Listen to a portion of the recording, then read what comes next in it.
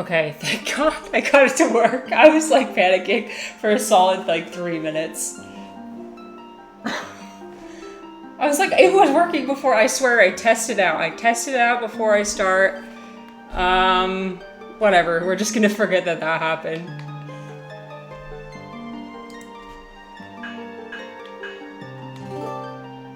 Okay, I'm just gonna keep the name Link, because I think that sounds more natural, so. Bro.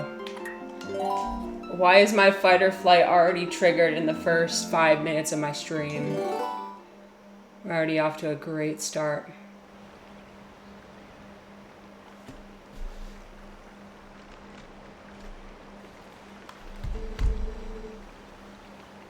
Okay, so I'm going to try reading this. Please forgive me, my voice is...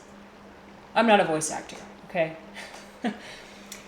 Tell me, do you ever feel a strange sadness as dusk falls? They say it's the only time when our world intersects with theirs.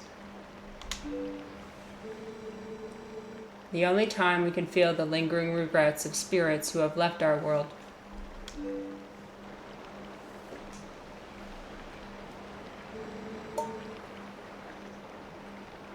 That is why loneliness always pervades the hour of twilight. But enough talk of sadness. I have a favor to ask of you, Link. Yeah, see, it sounds more natural. Before I put my name and it was like, that's weird. I was supposed to deliver something to the royal family of Hyrule the day after tomorrow. Yes, it was a task set to me by the mayor, but would you go in my stead?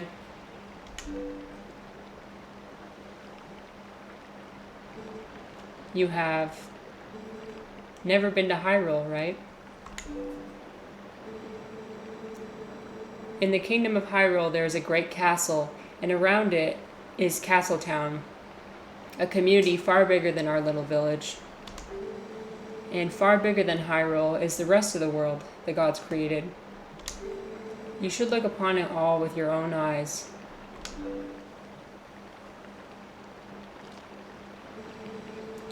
It's getting late. We should head back to the village. I will talk to the mayor about this matter. The light in this game is so good. The ray tracing and the light. Oh, it's so magical.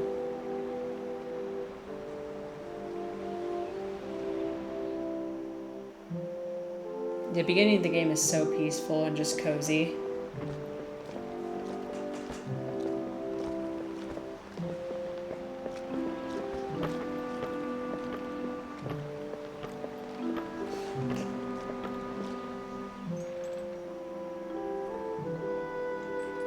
I had a really excellent discussion on my stream on Tuesday. A couple people came in and started talking to me about philosophy, which I thought was really fun. So we'll see if that happens again today. I don't know. I'm mostly just doing this as a hobby and to meet new people. So I'm not expecting anything out of it. I'm not expecting to, I don't know, get a lot of followers or anything. I just wanted to challenge myself, you know?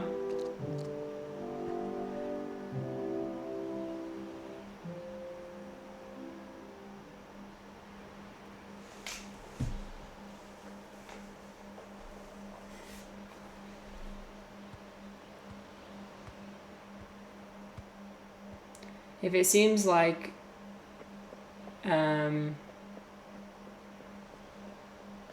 well, I'll say that after. Hey! Hey, Link, you there? Hey, you mind helping me herd the goats? They ain't listening to me lately.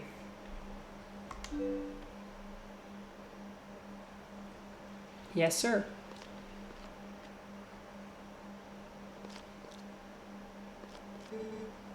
Hey, where's Epona?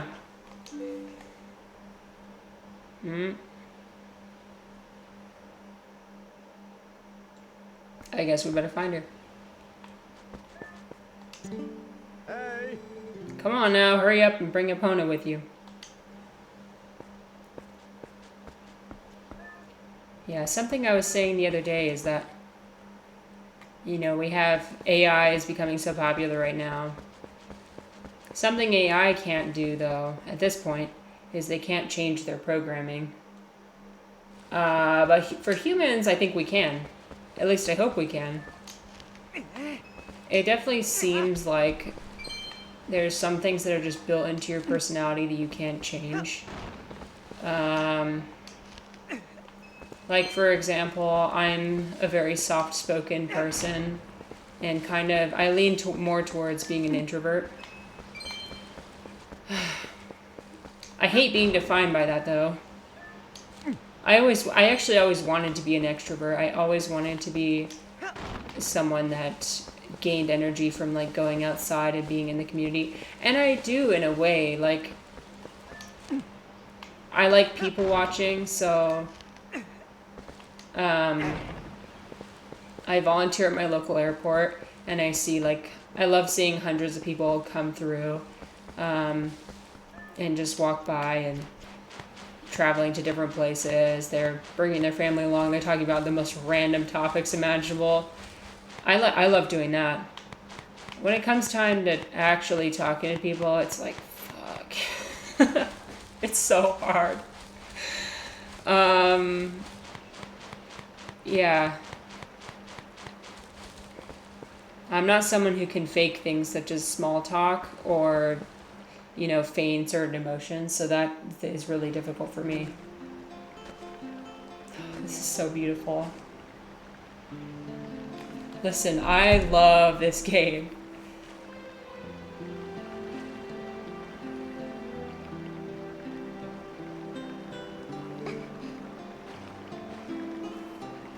Oh, hi, Link. Here.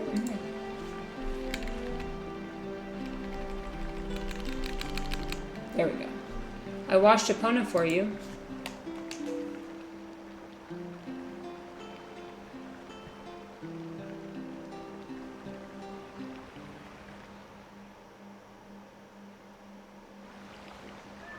My friend.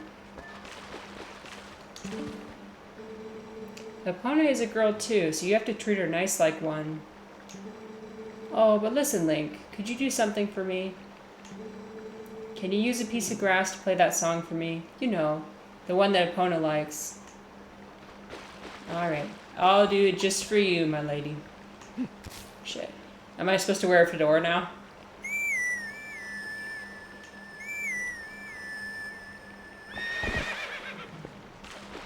Good girl. It's such a nice melody. Epona looks happy. Well, she's all prettied up now, so I suppose you can ride her back. But don't you make her do too much, okay? Alright. Yeah, something else about, like, my demeanor, or, like, my programming, is I tend to mumble. Like I said, I'm soft-spoken, so I tend to mumble my words. It doesn't help that I have social anxiety either. So everything that comes out of my mouth, I just vigorously self-edit it to the point where, like, the words as they're leaving my mouth I'm retracting them back into me. But I want to believe that I can change that. I want to believe that that's not a permanent part of my programming. We'll see. So that's another reason why I'm doing this streaming thing, is just trying to be okay with talking. Talking when nobody's listening, talking when people are listening.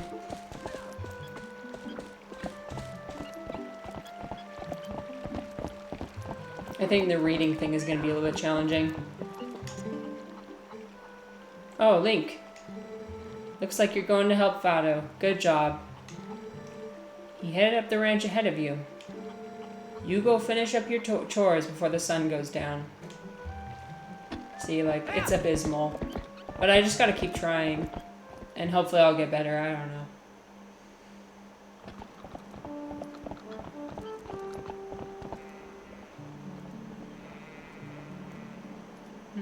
So peaceful. Alright, let's herd some... What are those, goats? Something. Something similar.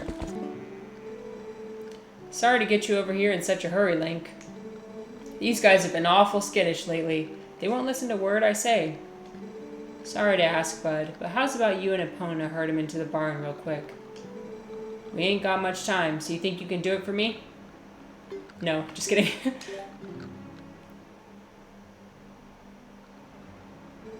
Much obliged there, bud. Okay then, go on and herd all these little scamps into the barn for me. Oh, alright. Yee.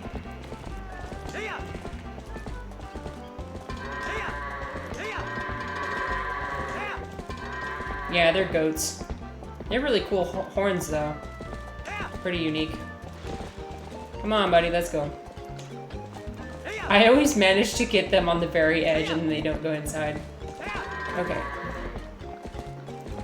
4 more.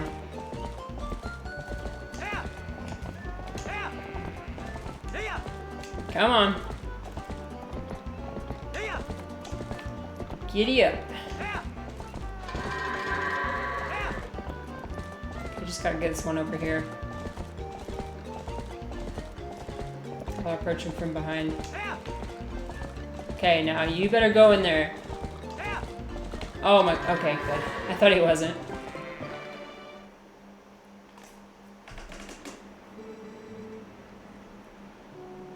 Link, Epona, much obliged to both of y'all. I can cover everything tomorrow without having to trouble you, so just sit back and relax, bud. Alright. Oh, but how about today? Want to practice with the fences? Just wait a spell, bud. I'll get the fences set up. You just gotta be okay with stuttering. You just gotta be okay with knowing that you're mumbling and trying to fix it. Okay. Whew, sorry that took so long. Okay then. Y'all ride all you want. Y'all get tired of riding? Just jump the gate and head back to the village, okay? Alright. Shoo.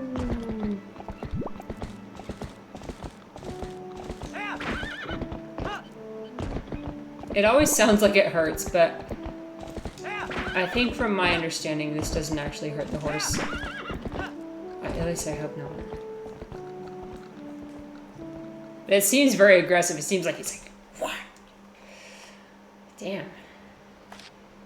Yeah, I want to save.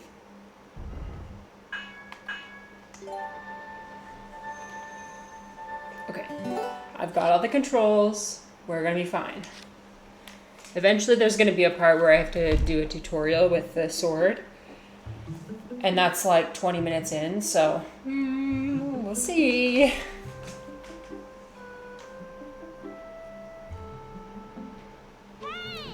Hey, wake up, Link. It's morning already. I don't think I have it in me to do different voices. Again, I'm not a voice actor. I was watching a stream the other day and it was I forget her name, but she was doing Professor Layton. And she was like doing British accents for all the different characters. And I was like, damn. Some people are just really cool. Just come up with a British accent on the spot. Probably takes practice. Well, it definitely takes practice. Can I just jump off? Yeah. Oh, Link, did you hear? They're selling a slingshot at the store right now. A slingshot! Just spit at the camera. I wonder how powerful it is. I must try it! Talo, if you and Malo want it so badly, just buy it at my parents' shop. Do you see any rupees in my hand? I can't afford that thing. Come on, Beth, can't you just loan it to us for a while? You know I'd get in trouble for that. If you two want it, save up your allowances or something. But our allowances are terrible. Oh, I wish I was born into a family with a slingshot instead of one with a water wheel. So ungrateful. Alright, I guess that's my duty now to go get the slingshot. I'm gonna pretend like I didn't just do this yesterday. It actually is nice to have a practice round. I'm a lot more talkative today than I was yesterday. Sometimes the vibes are just off, you know? Or you like get into your own head, and once that happens, it's kind of hard to go back. Like it's kind of hard to not be anxious about everything. Oh. Okay.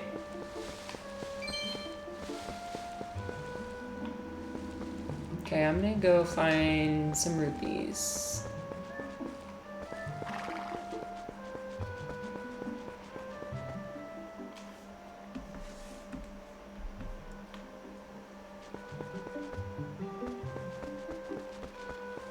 Hey there.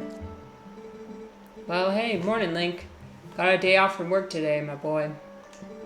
Not me. The wife's been hassling me. Today's the day to restock our store. Look, see? Up there in that tree. If you could use C and then something, and the Wii remote, to move the cursor around, you can get a better view.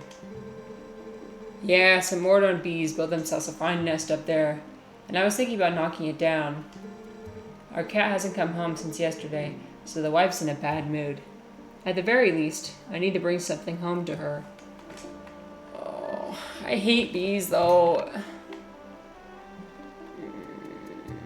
That looks like the, like that wasp nest from the Hunger Games. Hell no, I don't want to touch that.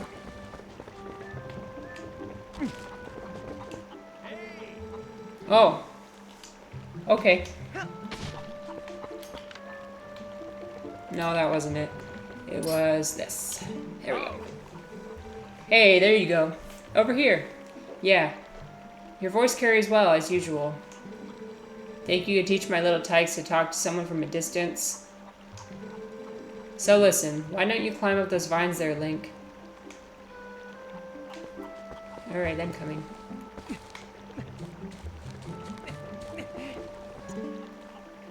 Yo, there you are. He's a very square man. Check this out. You know Sarah at the general store? Well, isn't that her cat over there? He's just been sitting there next to my house, having a staring contest with the creek. You don't suppose he's thinking he's gonna catch a fish, do you? A cat can't catch no fish. You sure about that? Anyway, that's not what I was meaning to tell you about. I want you to take a look at something. See that grass growing there on the edge of that rock? Haven't I seen you whistling with that stuff? I figured it was pretty rare to see it growing in a place like that, so I thought I'd let you know. I bet you could hop across these rocks. That's what I'll do then. Oh! Link does not want to do that. I'm gonna do it anyway.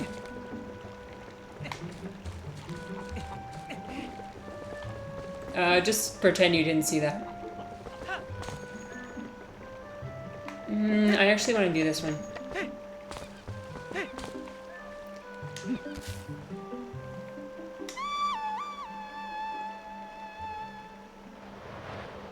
Link is the animal whisperer. Oh, here he comes. Wow, so majestic. Okay. Something is going on over here. I'm gonna pretend like I didn't see yesterday, and I didn't do this yesterday. Okay. Sorry, the pointer is very finicky. I think I got it. Aha! Woohoo!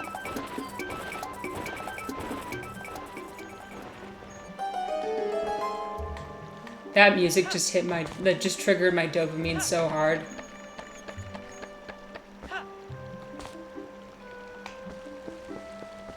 This is very much different than The Hobbit, the game that I played a couple days ago, where it's like if you jump off something that was, I don't know, 5 feet tall, you instantly take fall damage.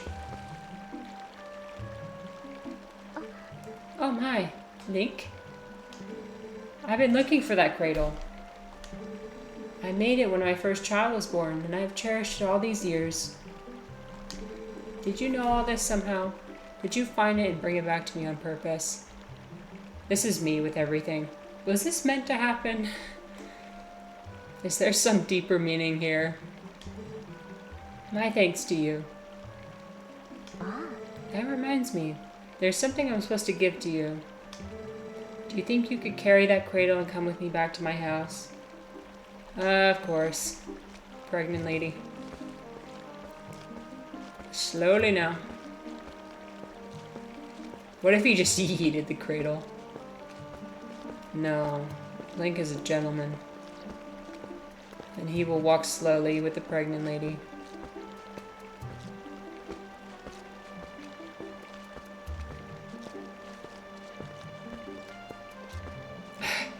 I don't think he's capable of walking that slow. Here, let's try it.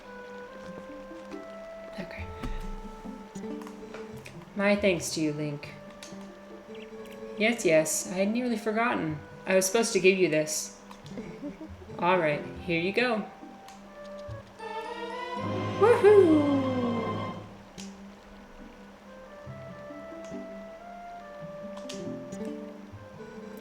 It is a little unpolished. My son, Colin, made this under the instruction of his father. You can use it if you like. I will do that. After I smash these pumpkins.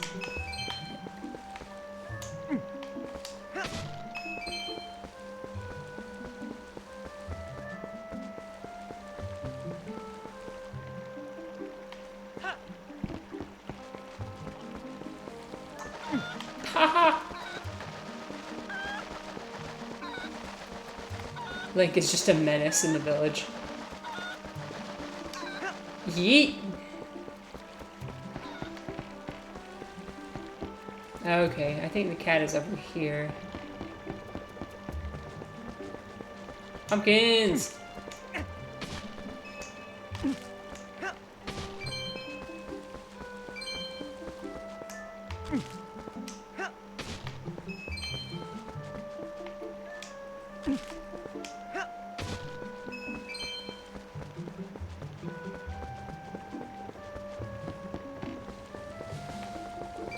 Any gems in here? Yes, there are. Rupees, I mean. Kitty, kitty. Hey, kitty, kitty, kitty. Okay, sorry. Okay, I'm going to... Hopefully this works, because this is another thing that was like... not sure. Okay. Please work, please work, please work.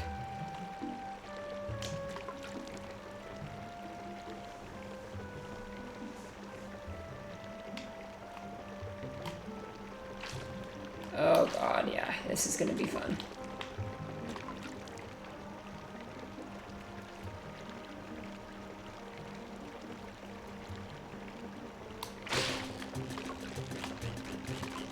Oh, yeah, this is exactly what I wanted to happen.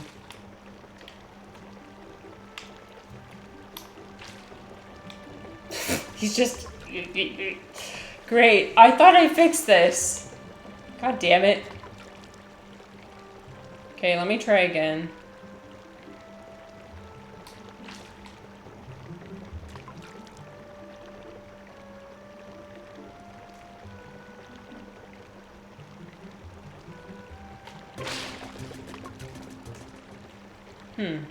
Okay, I'm gonna try one more time.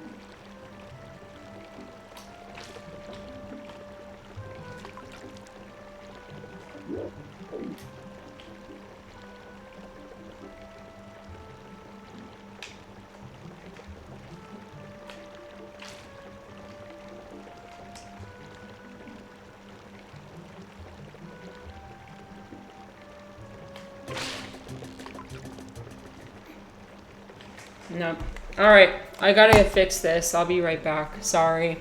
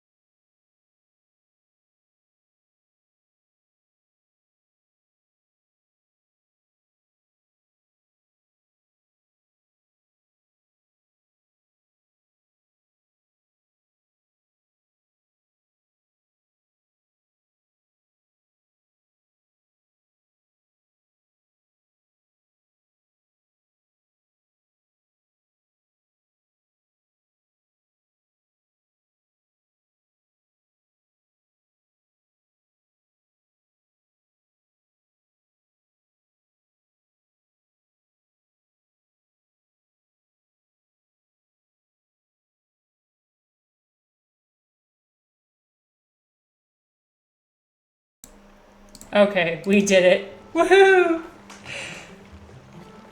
Please work next time. The fish thing is so hard because I'm using an Xbox controller when it's supposed to be using a Wii controller, so I have to like change all the different functions to match a Wii controller. It's a nightmare. So, I gotta catch another fish. Okay. Now, please work. Please work. Please work. Please work.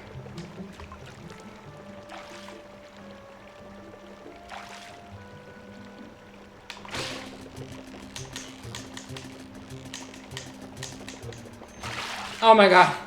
Woo! You have no idea how excited I am. Literally.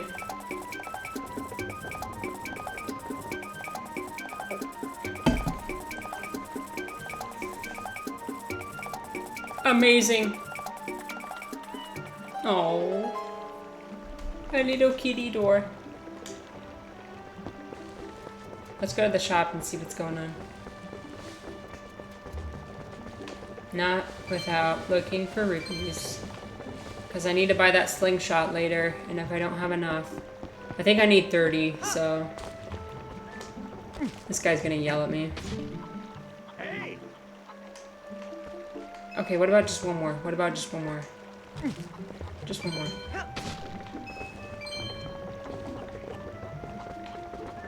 Last one, last one, last one, I promise. I need money! Okay, I'm gonna get 5 more, and then I'll come back to the shop.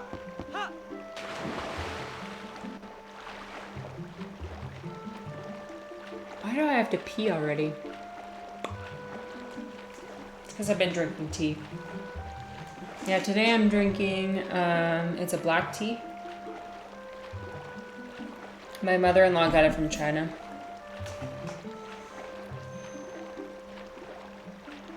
I'm kind of a tea snob. I'm like, all the tea I drink has to come from China. It's because I've been to China before. I've lived there. And it's true, like their tea surpasses everyone else's. Like it's not even worth it to drink any other kind of tea. Like seriously. Tea bags? Gross. And also like I know that the tea pyramid things, like the tea bag that are shaped like a pyramid, there was a recent study that came out that found that they were full of microplastics. I'm not about that. I would like my tea directly from China. I actually did buy, I did actually go to a tea market in China and bought some jasmine tea. It's so good. You know that jasmine tea is good when it's got like a sweet flavor to it. And I always get the young jasmine leaves. So when it's younger, it's sweeter and it's got like a milder flavor to it. It's not as bitter. So it's so good. Yeah, I love me some jasmine tea, black tea, pu'er tea. Honestly, I don't really have any kind of tea that I don't like. It took me a while to get. It took a while for like chrysanthemum tea to grow on me, because it does have kind of a bitter, like flavor, but I like it now.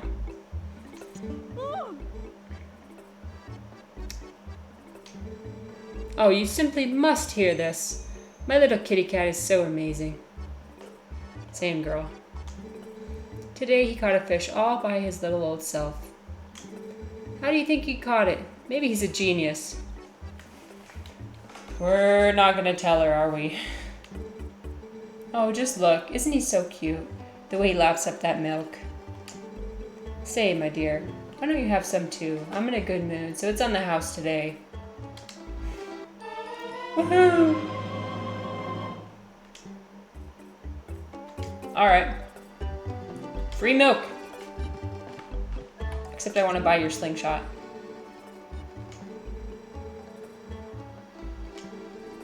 I'm sure you'd never do anything of the sort, but kids these days toss things out like the whole world was disposable. It's criminal.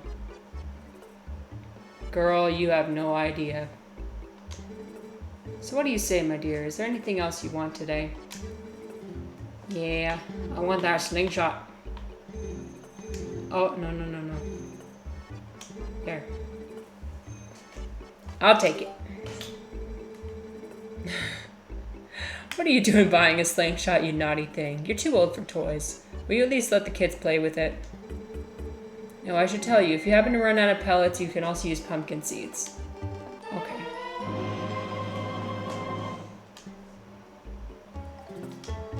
I got a slingshot!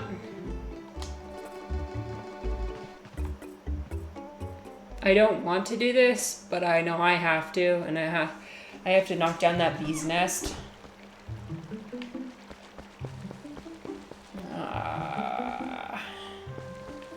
Okay, I'm gonna do it anyway. I'm gonna do it. Even though bees terrify the shit out of me. If I see a bee, I will instantly freeze. Oh. Okay.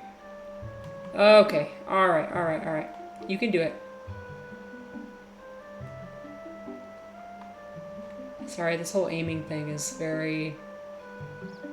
Oh my god. Okay. Alright. Shit! I pressed the wrong button, that's why. Oh my god, okay. Okay. Alright. Oh my god. Why? Okay, I almost got it, Just a little bit lower. Just a little bit. It always moves up at the very last second. There we go. Oh shit. Oh no. Ah! The bees. The bees. Okay, they're gone. Just had a swarm of bees following me. That's actually my worst nightmare. That's literally my worst nightmare.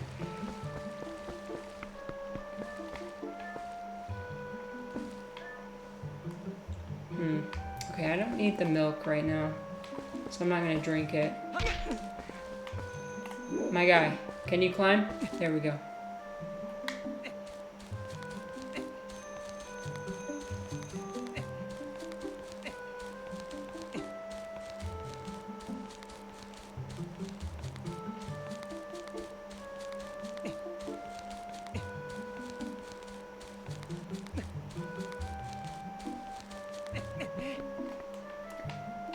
Very carefully. Oh, I hope you're not scared of heights.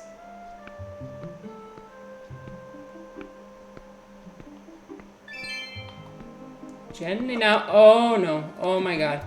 Please do not do that. Oh my god. My palms are sweating now. Oh Jesus. I wish you could crouch like in Minecraft. No, I was not kidding. My hands are actually sweating.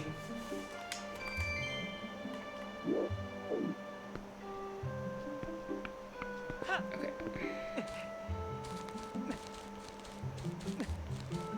If I drop down now, I think I'll take fall damage. You can do it.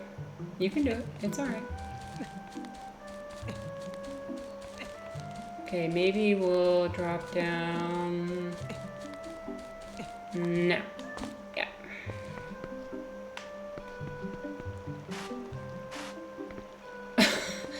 Okay. That was weird, Link.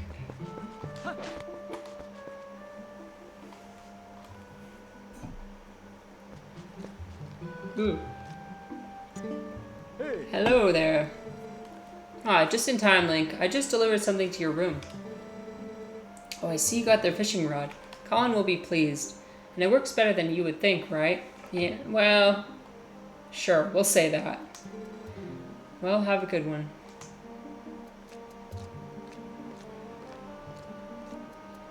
Link seems like the type of guy who would call older guys sir. He'd be like, yes, sir.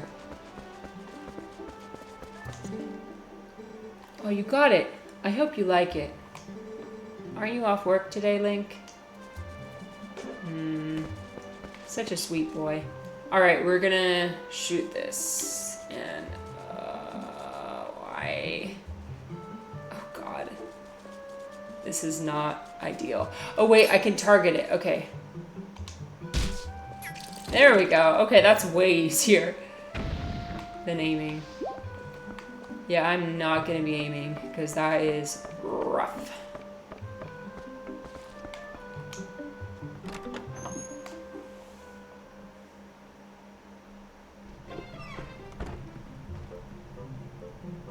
Woohoo! I left a whole treasure chest in my room. Wow. Okay, let me see if the... Oh, please work, please work, please work.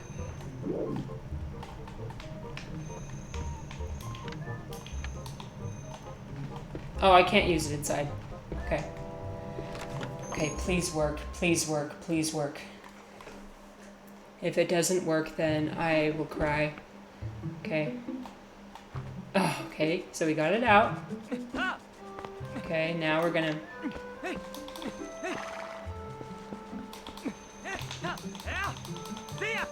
Oh, okay. Shoo, we got it.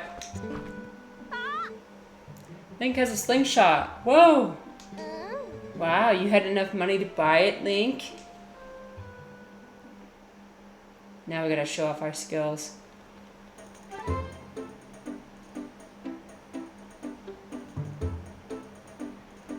This is the part I got to yesterday and just absolutely failed, so please let it work. Oh wow, this is great. Let's see how powerful that slingshot is. Hit the targets and those scarecrows. I can't believe you two brads are so obsessed about this. It just shows what little boys you both still are. These two will never let it go, Link. Just show them. She's like, I'm better than you.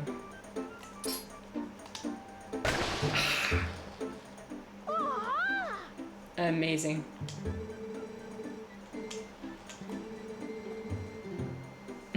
Did you call us obsessed with that thing? You're the one memorizing the manual. Alright. Oh, do not target the children. Do not target the children. Okay.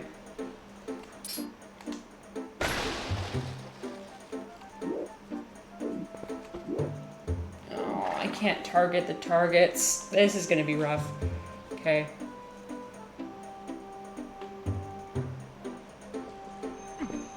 My guy, please. Spare me, please.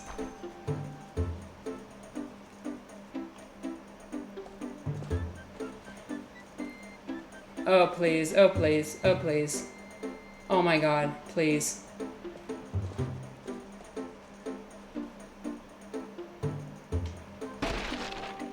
Okay, you know what? I think I'm gonna do... Okay, I'm gonna do something and I think it's gonna work.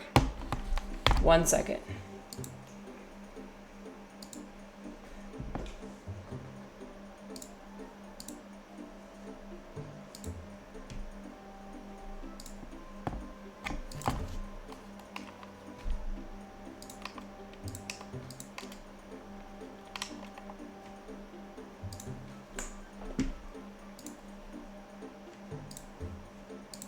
Okay, we'll see if that works.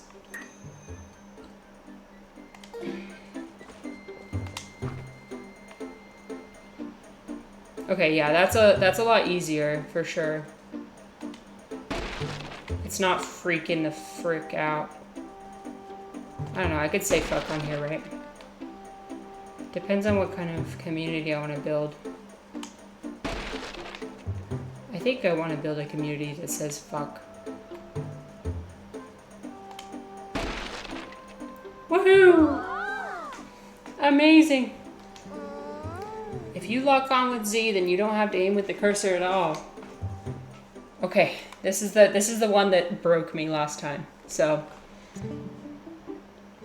gee, you really are amazing, Link. Yeah, you are. You can use swords and slingshots and everything. Hey, that reminds me, you gotta teach us how to use a sword too. Seriously, lately these monkeys have been coming out of the woods and playing tricks on us. We want to get them good. Come on. Teach us how to use a sword. Alright. Okay. Please work. Alright. First off, we want to see that move. The slice.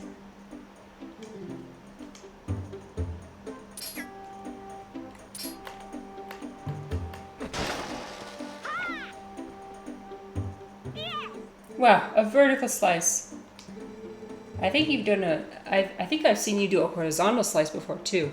You know, just by swinging. Alright.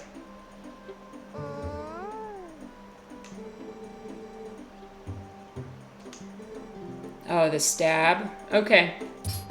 Watch and learn. Ah, got him. Show us that other move. You know, the twirly thing you love? You do? I love that. What do you call it? A spin attack? Okay, this is what broke me. Please. I don't have a nunchuck. I just have an Xbox remote. Okay.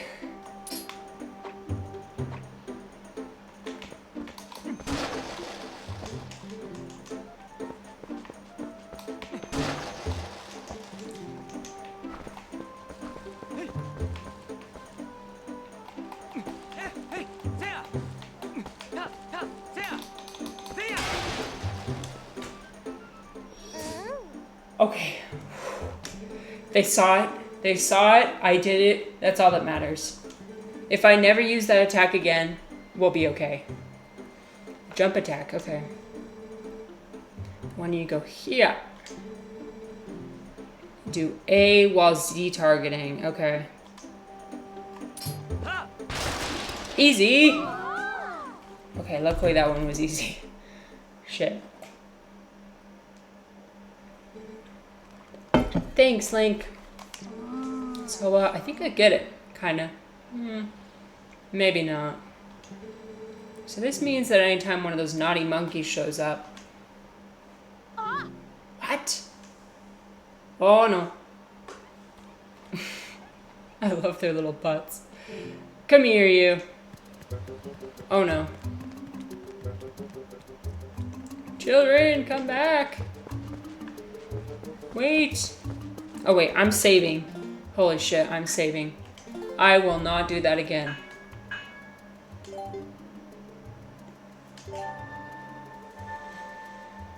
Phew. Oh, I'm so relieved.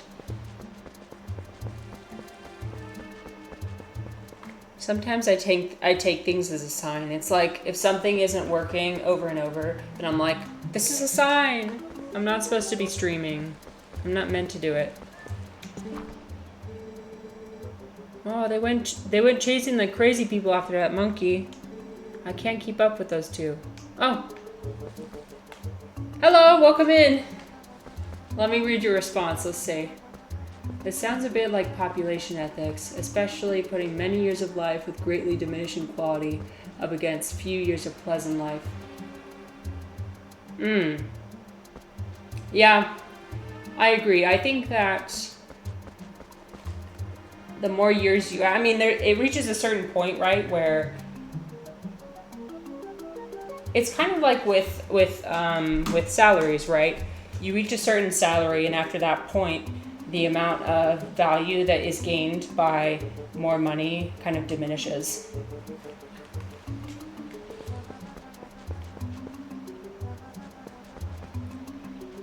I'm definitely new to philosophy, so can you explain what you mean by old repugnant conclusion literature? I think that's could be interesting. By the way, I'm playing Legend of Zelda, Twilight Princess.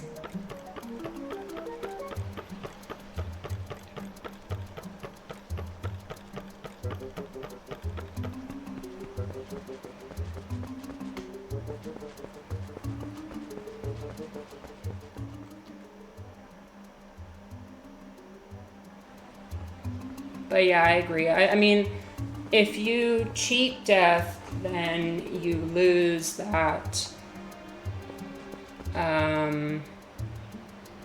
You lose most of the meaning that life provides because Everything has to come with an opposite.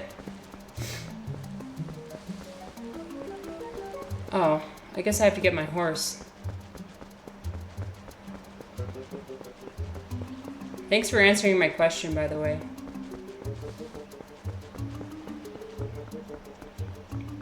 And if you don't know who Brian Johnson is, he's a billionaire that's starting a social movement called Don't Die, where he's trying to, I don't know if he's personally trying to cheat death, but that's what his movement represents.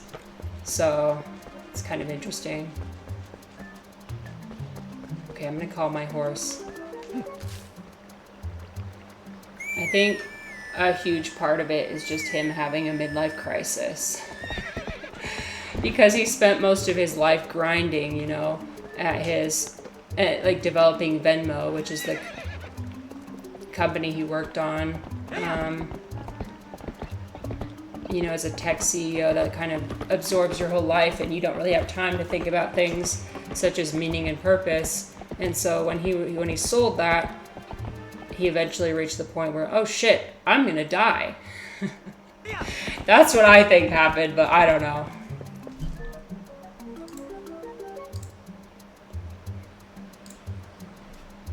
Okay, sorry.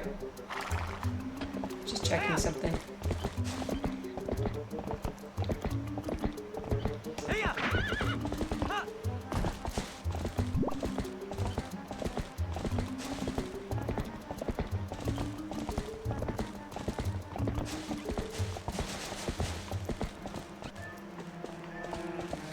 I go this way. Oh, no problem at all. And if you want to explain it, great. If you're like, nah, I can't even. I'm here, so. Okay, so the idea was that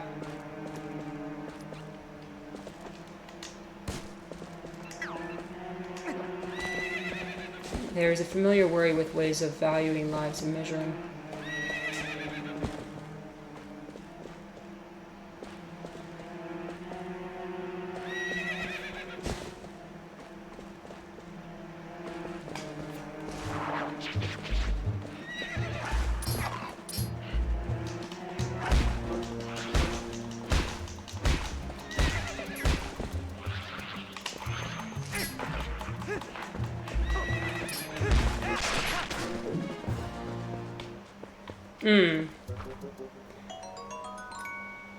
So,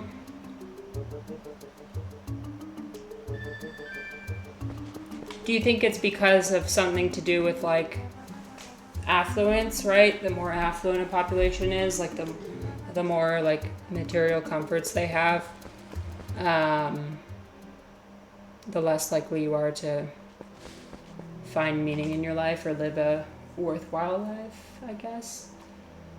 That's definitely something I found. Everything in my life has kind of come easy to me. And so as a result, I'm in this like crisis of meaning. Like, dang, I didn't really work hard for anything in my life, so. Oh shit, maybe I wasn't supposed to come in here. I don't think I was supposed to come in here. I think that's an interesting idea that you present.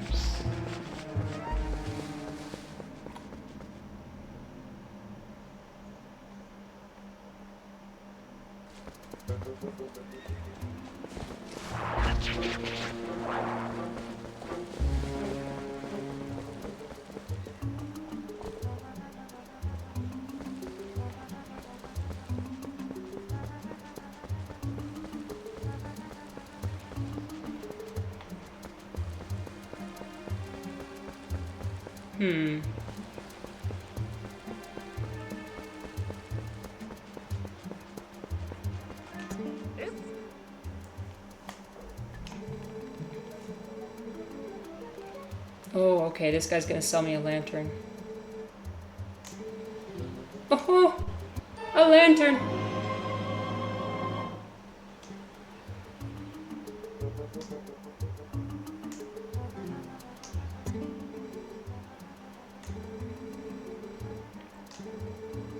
I think that the more that, so like more on that, like how a more affluent a population is, the more like comfortable they are, the less likely they are to be objectively happy.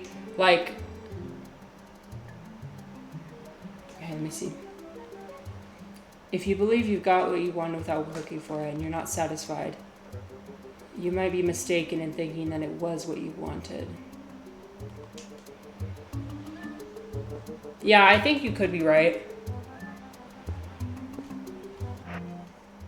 Sorry for making it about me.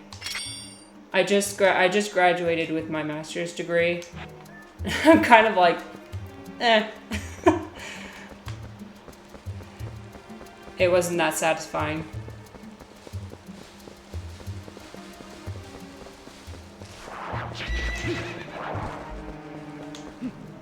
Alright, let me try and remember what I was saying. Sorry, gaming and thinking about philosophy is proving to be a little bit more difficult than I imagined.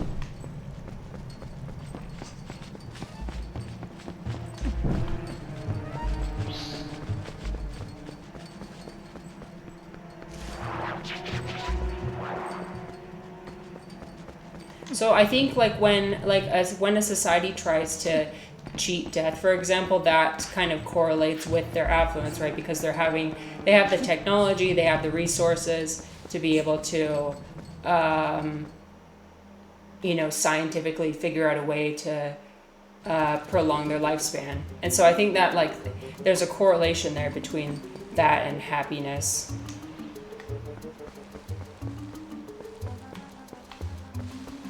I think a big thing about Western society is that our lives are much too easy. And so I think that's why there's a huge crisis of mental health right now. Because people want the satisfaction of achievement, and in order to get that, you actually have to work hard for what you got. If you didn't work hard for it, then you're like, it's kind of meaningless. Like for my master's degree, I don't know, like other people in my family got master's degrees, so it was kind of, or like got graduate degrees, so it was kind of an expectation for me. And I was set up in many aspects because I'm someone who's very privileged, so I didn't feel like I worked that hard for it, so I think that's why I didn't feel like it was an achievement.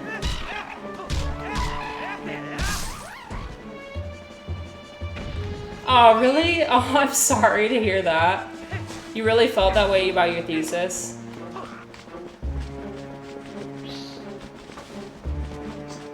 What like made you feel like that?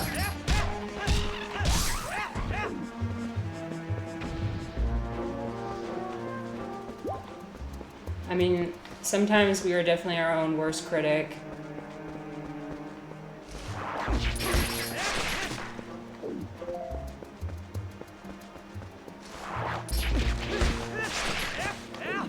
Can I tell you something funny?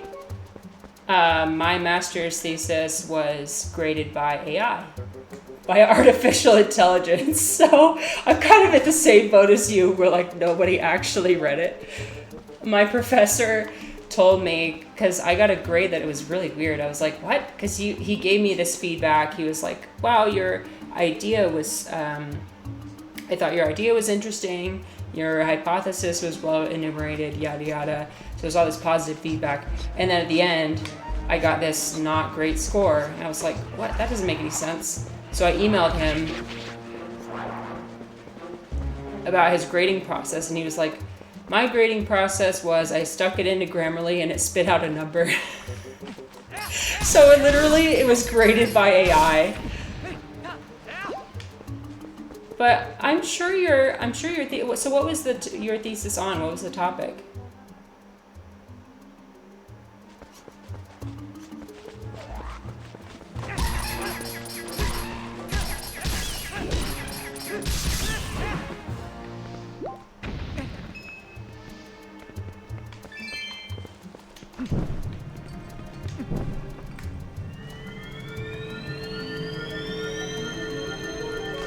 I agree with that. Yeah, because I actually, since I just got my degree, like when I got my undergrad, AI wasn't really a thing yet, but just barely the past couple of years, that's when AI has been used a lot. Yeah, I mean, it's not really talked about, right? Because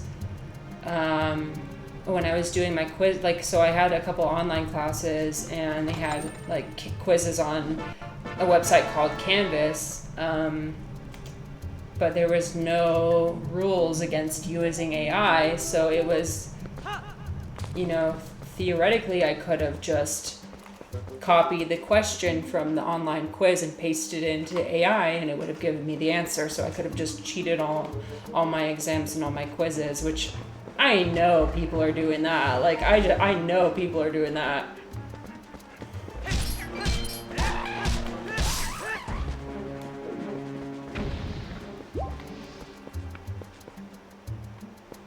It's going to be really interesting to see how the education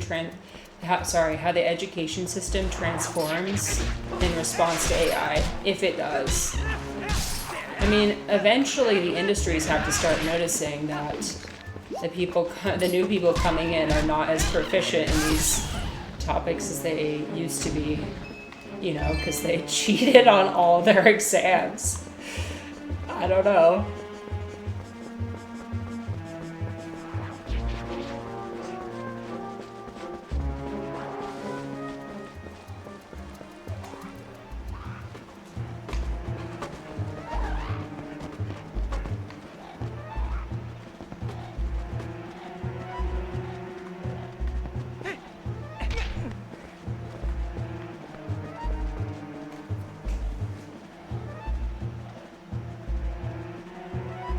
Oh, that's interesting. That is interesting. That's so interesting. So that reminds me of like, did you talk at all about aphantasia? You know how people, they can't picture things in their mind's eye. I was like I was getting really into that a little while ago, like considering, okay, I think I have to go this way. Like, okay, when I'm picturing something in my mind that's red, I'm imagining something that's red, but I'm not seeing it with my eye. I know that it's red.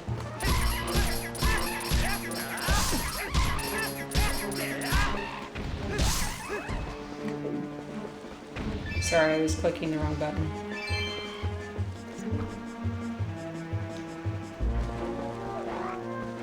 I think I have oh good. Direct realism. Oh, that's interesting. So what did you find out, or what did you discover about? And so that's what you found out, is that it's direct realism. Is that the explanation to your question? If you want to elaborate into it, I think it's honestly fascinating, because when I was thinking about that aphantasia thing, it was so difficult to like put into words what occurs in your mind's eye when you're imagining different colors. I think it's impossible to describe. It's like describing to a blind person what colors look like. But in this case, it's like describing to yourself what color you're seeing when you're imagining the color red. Like you can't even explain it to yourself. You're just like, I know that it's there. I'm not seeing with my eyes, but I know that it's there in my mind.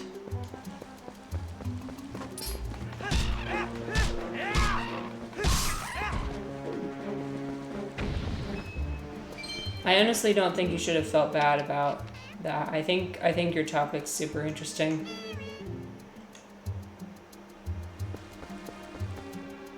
If you want to email me your thesis, I'll read it. I'm not just saying that.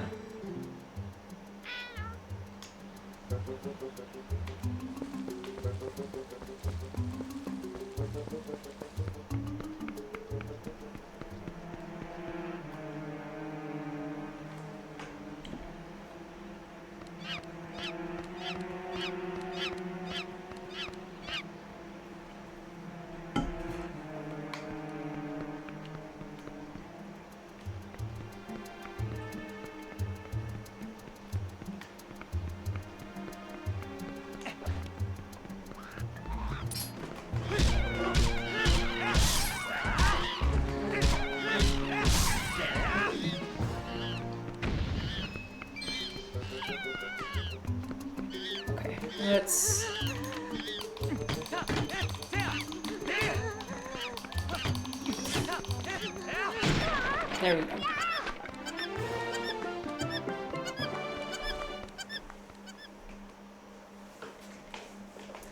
Yeah, my email is in my bio, so if you want to send your thesis, I'll definitely read it.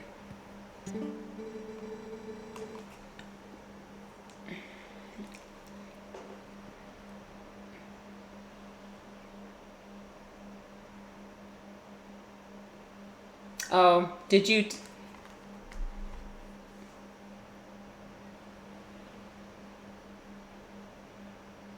Oh, yeah, sorry. I links are blocked, but if you email it to me, then I can...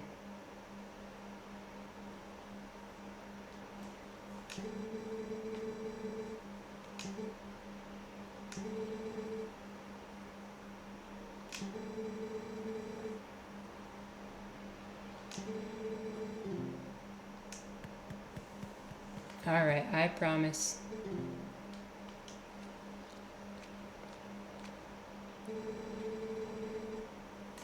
My son told me Tyler disappeared into the woods and had not returned.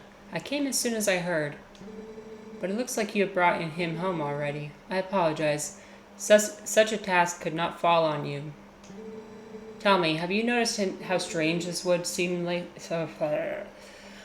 Have you noticed? See, I'm doing this because I'm trying to improve my speaking skills, and as you can tell, it's kind of abysmal. Have you noticed how strange this wood seems lately?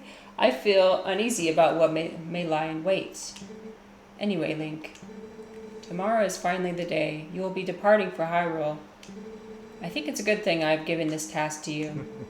Good luck, and return safely. If you're lucky, you may even get to meet Princess Zelda.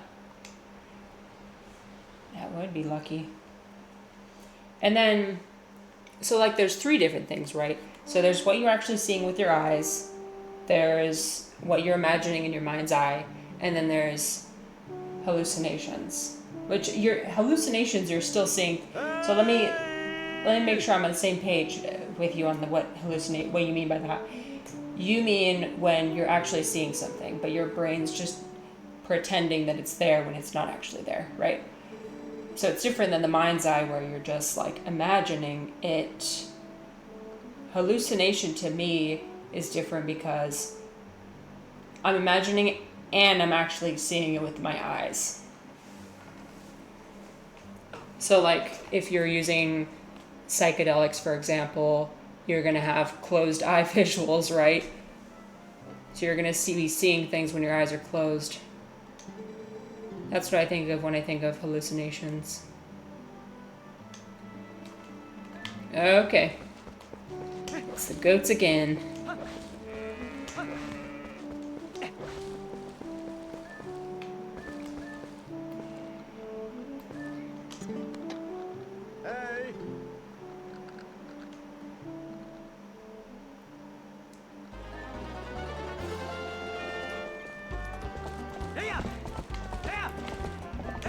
Oh, I'm timed. Okay. I'm curious, like, what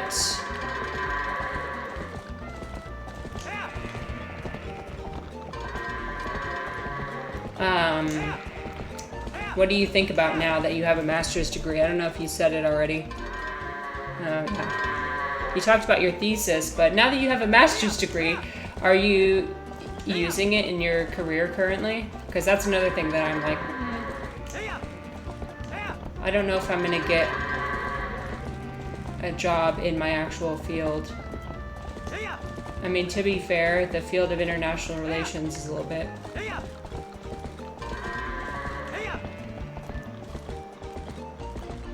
tumultuous right now. We'll say that.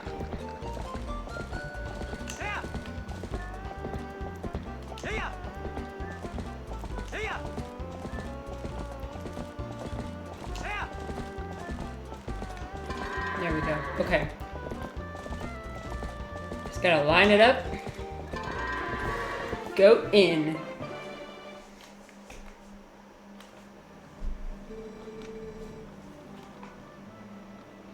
Ferris successfully persuaded me not to do a doctorate.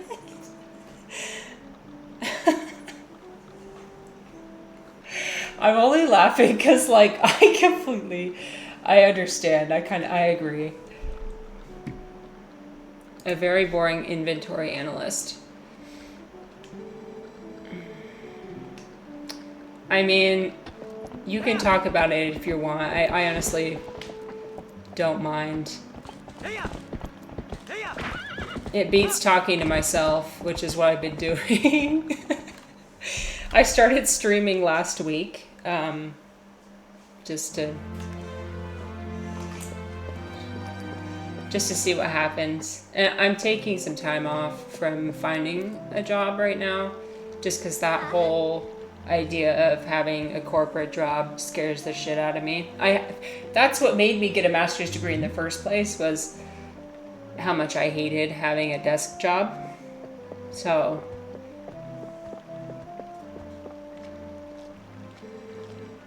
I'm very privileged in the fact that I can take time off, because I know a lot of people aren't able to do that.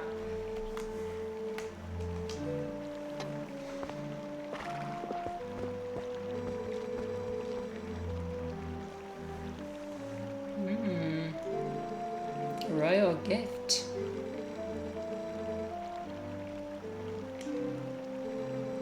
The path before you is a long one, my sweet horse, but please bear Link safely along it. Wait, what's this? Oh no. What's happened? She's injured, isn't she? Link! How could you? You were pushing Epona too hard again. I bet you hurt her leg jumping fences, didn't you? Now. Father!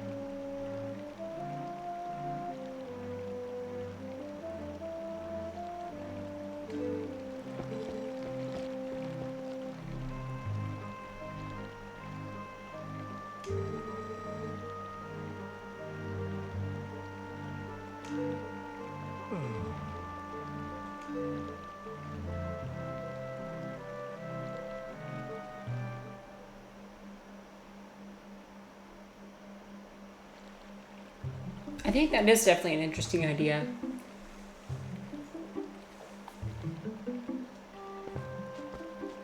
So when you say, like, the property of how redness looks isn't anywhere, do you mean, like, it's not stored anywhere in your brain? Or, like, do you think that your perception of red can change over time? I mean, I think we actually already know that, right? Where as a kid, colors looked brighter, much more vibrant and brighter, because it was, you know, our visual cortex was still developing. I know I tend to think about things in a very biological perspective instead of I know you're looking at it from a philosophical perspective.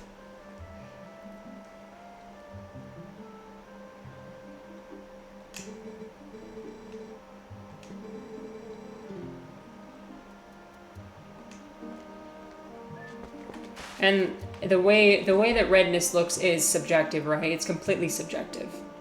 Is that what you're arguing as well?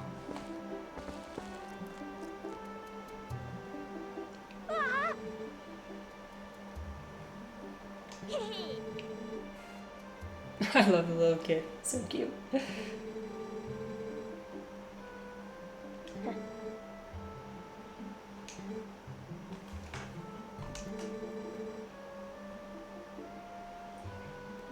Oh, Colin is just trying to be a good kid.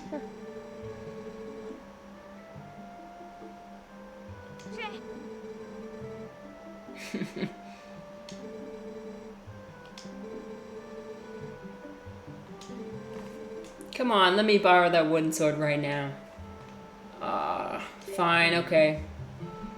Giving a sword to a kid, that's responsible. I'll show him. Okay. Link. Thanks. Those guys are always teasing me. What's so fun about swinging something like that around, anyway? I hate it. It's scary. When I grow up, I'm gonna be just like you, Link. I don't want to learn about swords or anything, but could you teach me how to ride a horse sometime? Can you? You have to promise.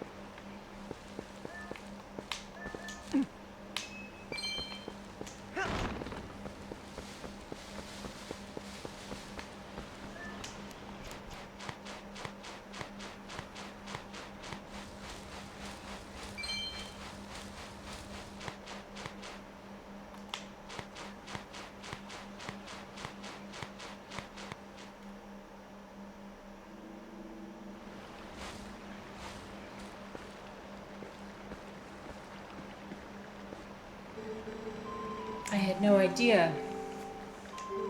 But Colin.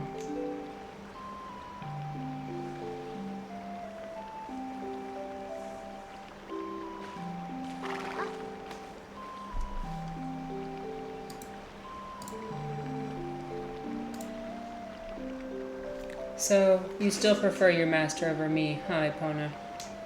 Even though she takes better care of her. Don't worry about your horse, Link. Fortunately, it looks like the injury isn't too serious. You two can go on together.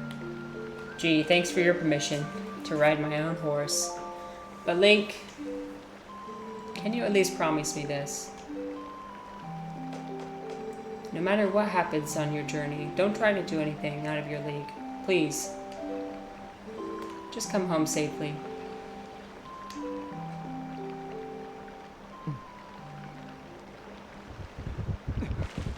Oh no.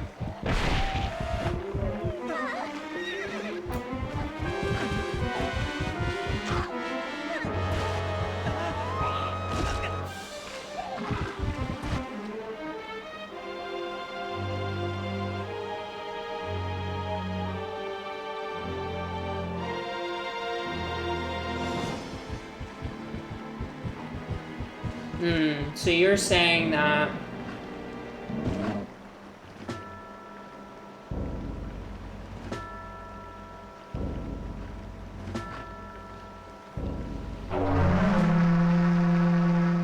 this ain't good. You're saying that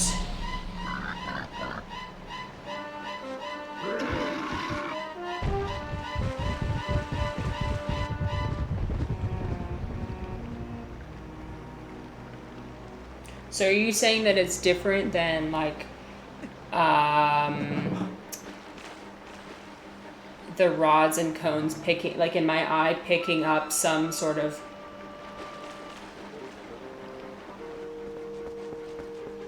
like the rods and cones in my eye are picking up the waves of light that are coming from an object that is red, right?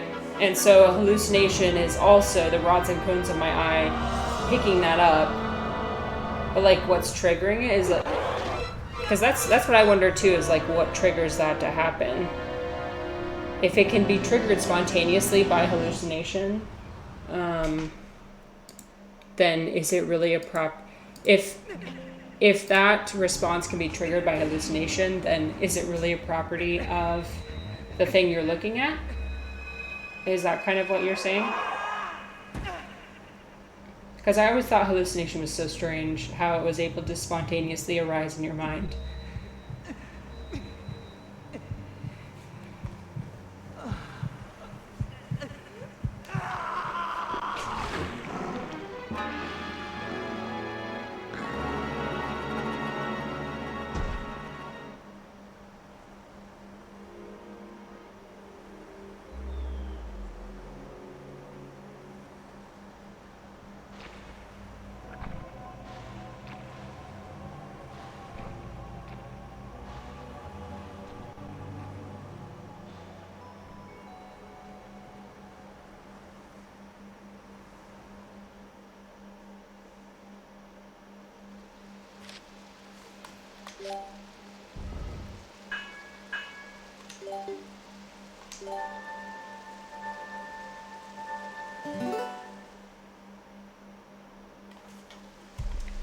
Oh, I'm a wolf now.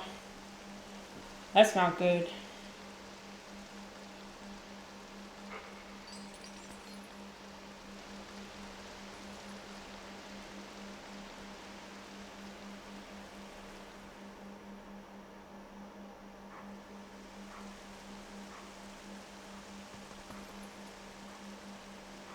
Did you consider aphantasia at all in your analysis, or not really?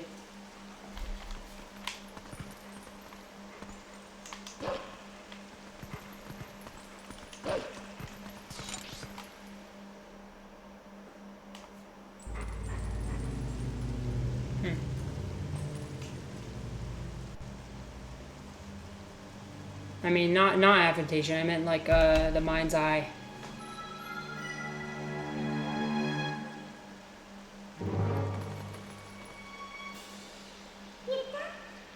I found you.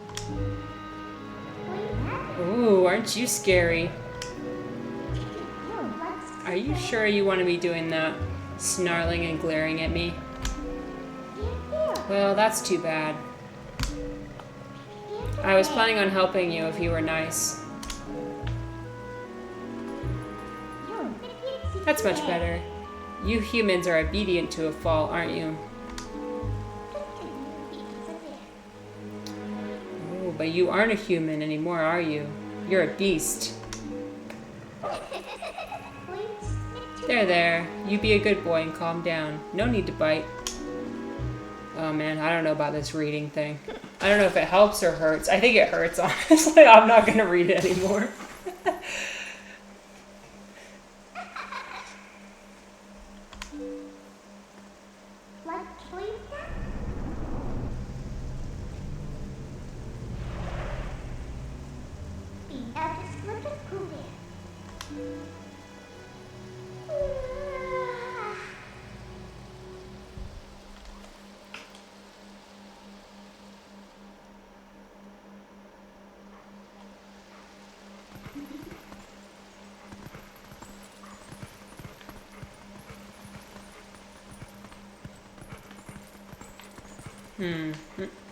Up here? No?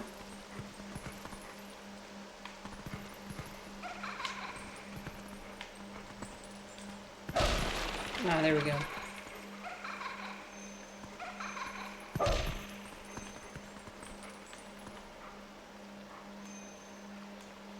Oh, that's not useful, is it? Sorry, 1 second. I'm just going to change my thing.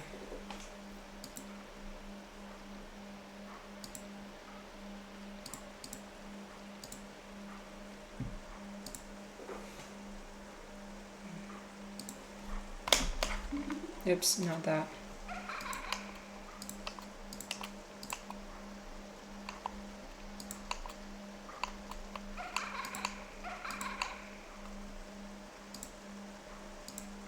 Okay, hopefully that works now. Yeah, okay.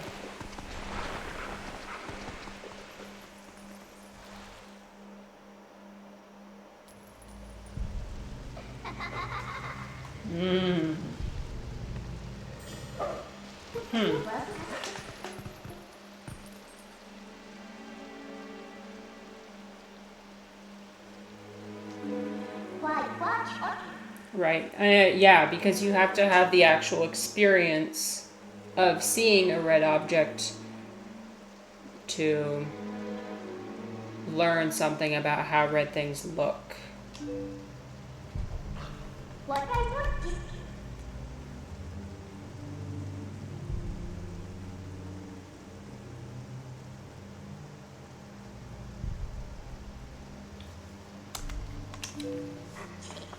what That's a really interesting question. just want to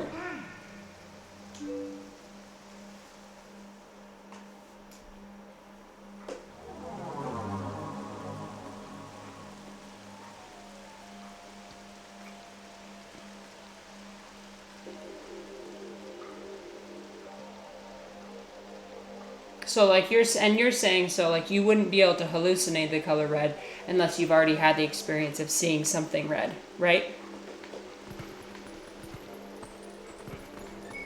Even if you have the capacity, like even if your eyes have the capacity to see the color red, if you haven't seen it before, you wouldn't be able to hallucinate it, right?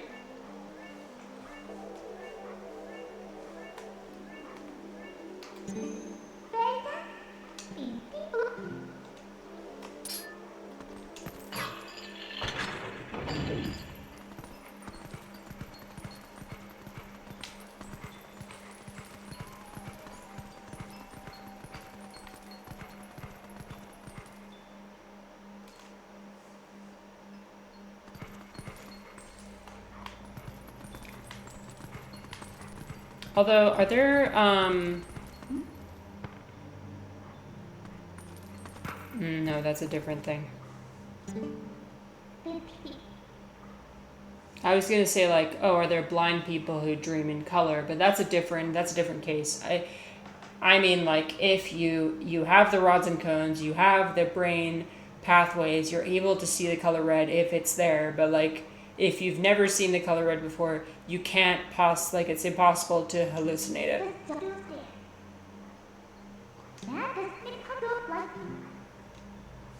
And that means therefore that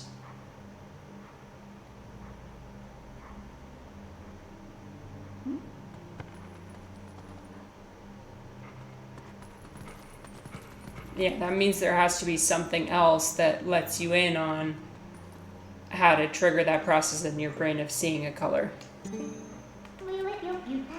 Some sort of property. I think I see what you're trying to say. Okay, sorry. I'm thinking about philosophy and gaming at the same time. Oh, there we go. Okay.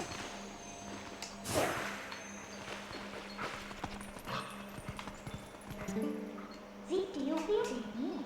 Do you want me? Like that? Okay, I'm supposed to be doing this, I think.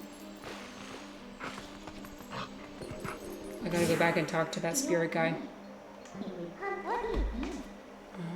Okay.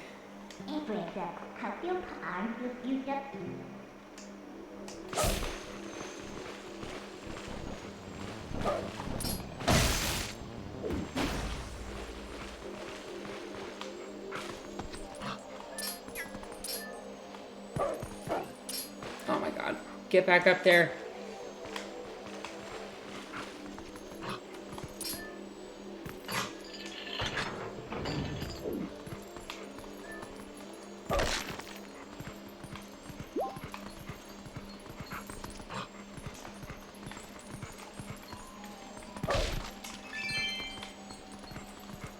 Wahoo! We're gonna be rich.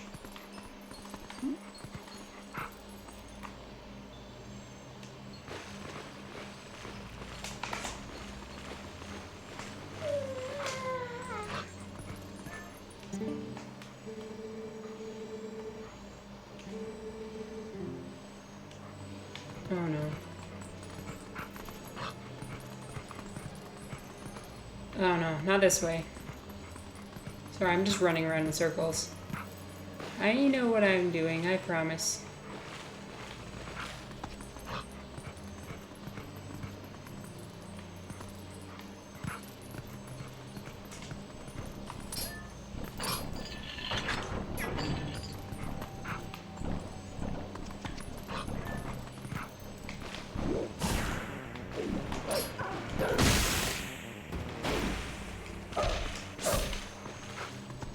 Did you enjoy?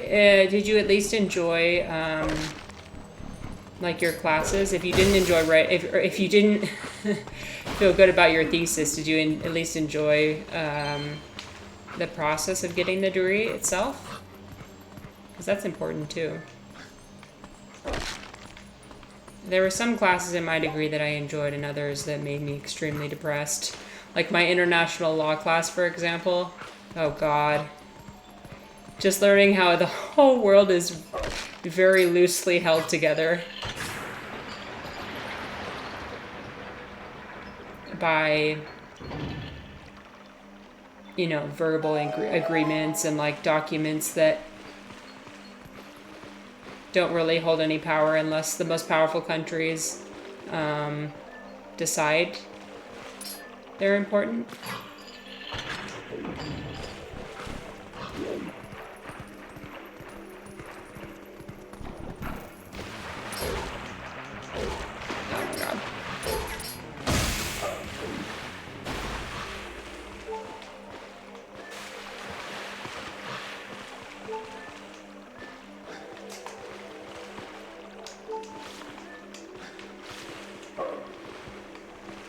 That was not what I wanted to do.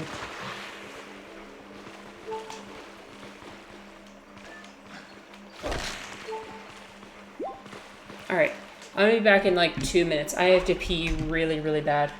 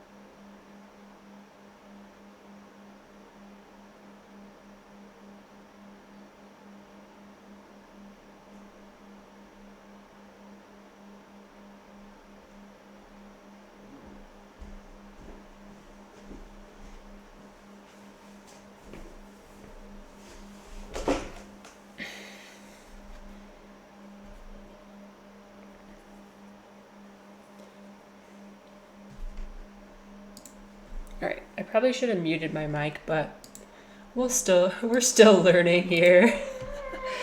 Let's see.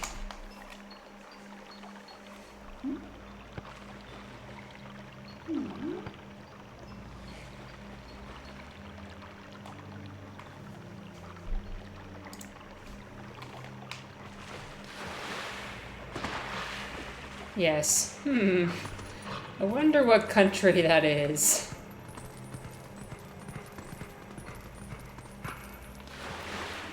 No, but it was just interesting to learn about how...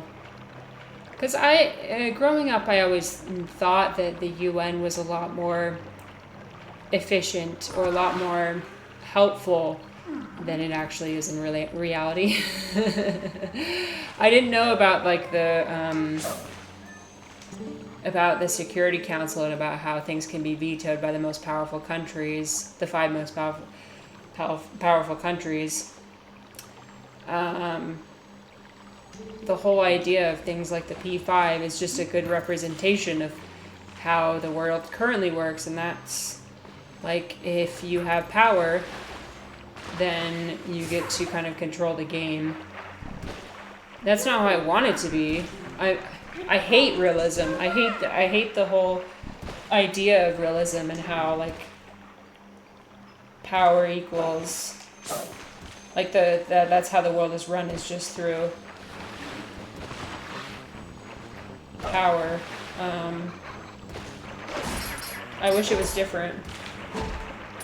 Okay. Oh my god. I'm gonna die.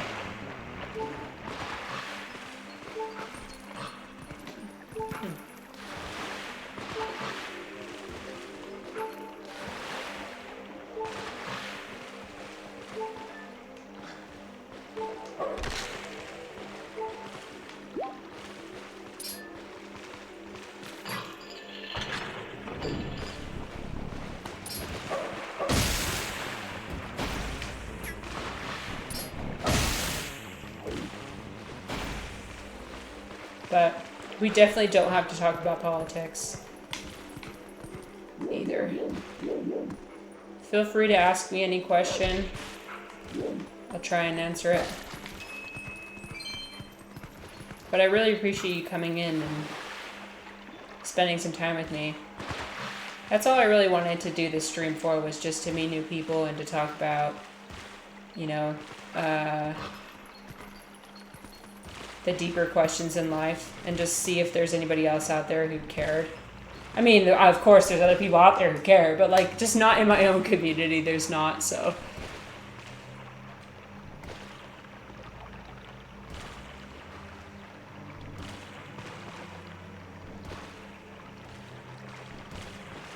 Yeah, exactly.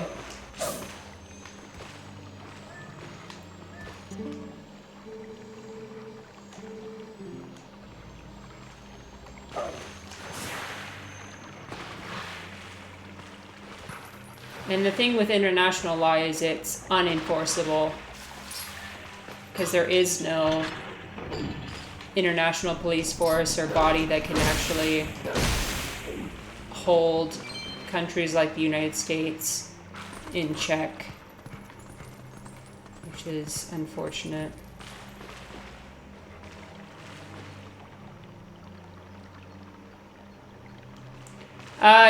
Yeah, that was the case.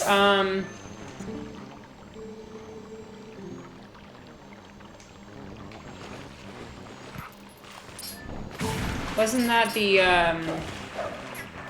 shoot, what's it called? What did they call it? It was the precursor to the UN, right? Started by Woodrow Wilson. I know that Woodrow Wilson was more of an idealist, so he didn't want the, he wasn't in favor of having, you know, like, physical enforcement. But I feel like that time was definitely a turning point. I mean, I was talking about this with some chatters the other day, like how, after the Second World War, there was a time when everybody wanted to collectively come together and prevent something that tragic from ever happening again. And they wanted to collaborate. But it's very easy to forget. I mean, our memory does not last that long. So, what am I missing?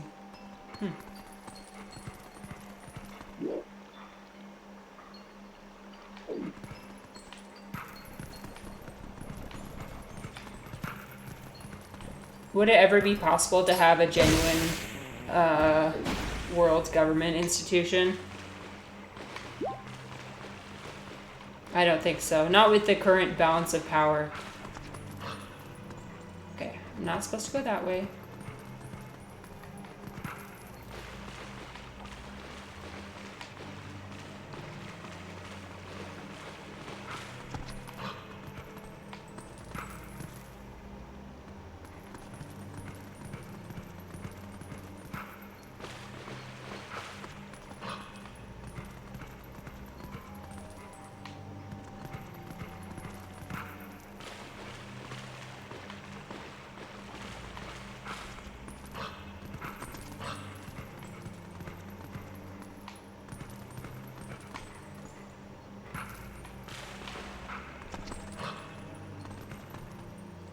The scale of the original problem having faded from memory. Exactly. It's difficult. I mean, collective memory operates the same way that human memory does. I mean, from moment to moment, it's so easy to forget everything that's happened to us, even just individually. So, I mean, collectively, it must be the same way.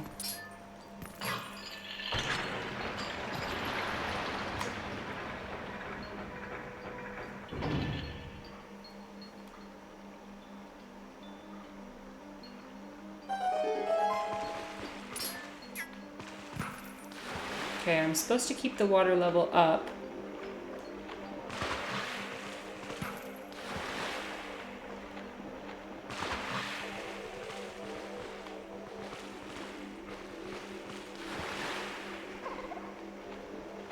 Girl, how do I get there? I don't know.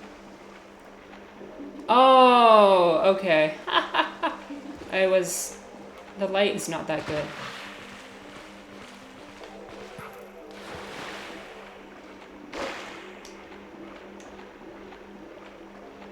That's why I think that growth is just so hard. Individually and collectively, growth is impossibly difficult because we just forget everything.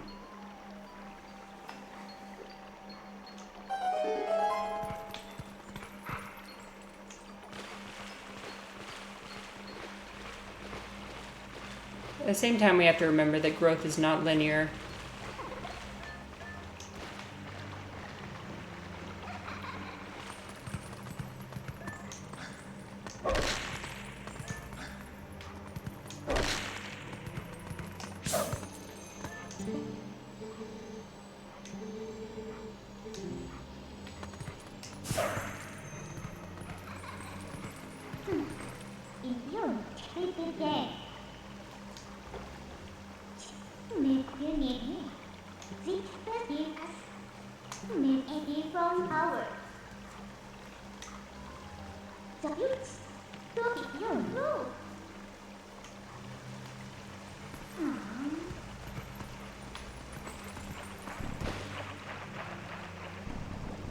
It goes back to the idea of being too comfortable. Because when you're too comfortable, you're not being challenged. And when you're not being challenged, then you're not reminded of all of your past challenges.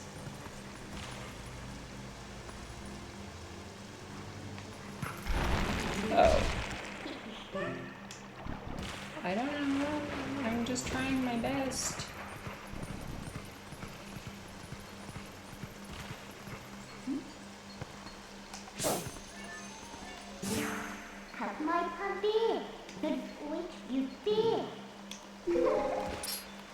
There we go.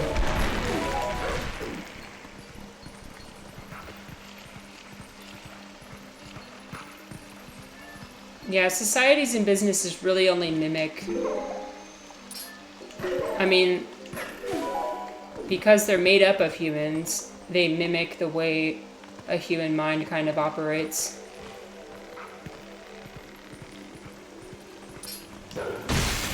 So you'll notice, I was reading something in one of my classes. We learned about international organizations. That was the class. And you'll find that a lot of international organizations will stray from their main purpose, whether it be to help refugees or to, I mean, like their why, like why are you helping refugees? They'll stray from their main purpose because the people that make the institutions become jaded or become obsessed with the paperwork. You know, they lose focus of what the mission actually is. And so the organization as a whole becomes kind of a jaded organization. This kind of happened with me when I worked for a nonprofit, a local nonprofit that helped refugees, is that me and all the other caseworkers, we all became extremely jaded because we were overworked. And that in turn kind of transformed the entire office to a really toxic place. I mean, if you imagine it on a larger scale, like a international, like a, you know, if it happens at like the headquarters level, the same thing's going to happen.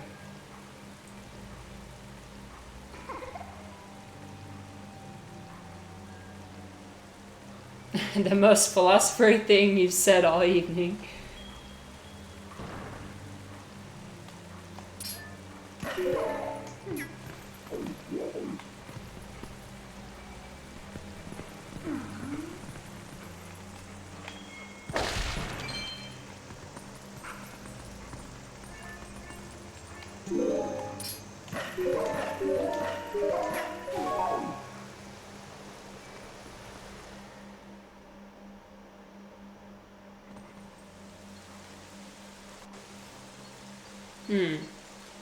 What do you mean by that? I'm interested to know more.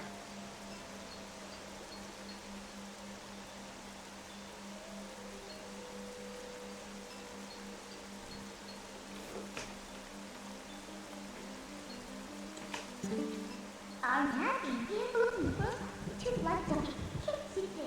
I'm it's a kid there. Feel bad and it's helpful.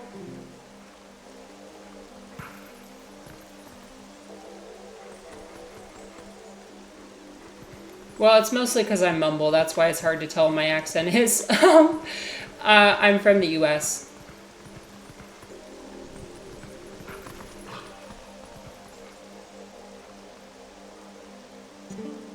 You need to be big.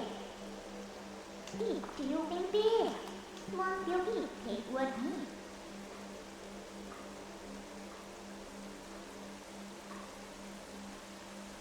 You may want what you from country hours.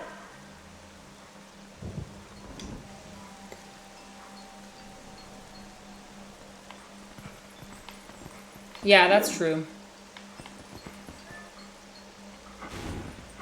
Nonprofits are there to pick up all the pieces, like all the responsibilities that the governments and businesses can't fulfill.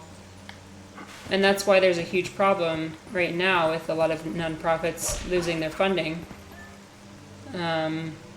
Is that who's going to be taking care of people? Because taking care of people is not efficient, right?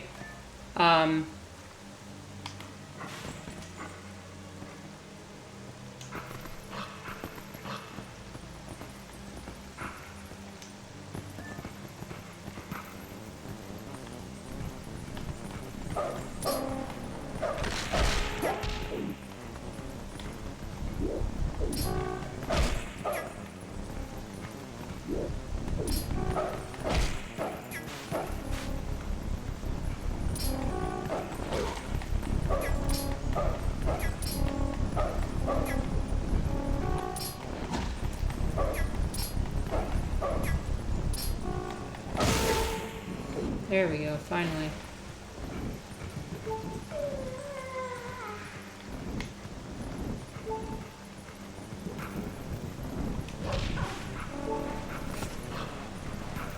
From my perspective, I agree. Like, I think that's the whole reason why it's so hard to solve international conflicts, because everybody culturally has a different idea of what an ideal life looks like. And it's difficult to reconcile something as deep as that. But I'm curious to know what you mean by that. Oh shit, how do I get that? Oh man. I'm gonna die. I'm gonna save.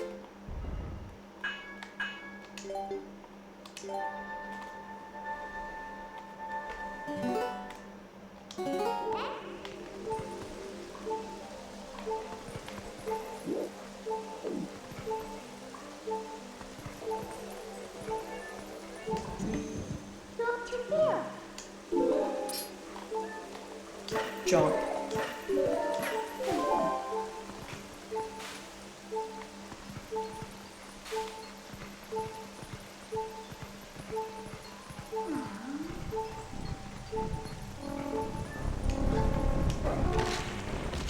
Oh my god. No, I just died.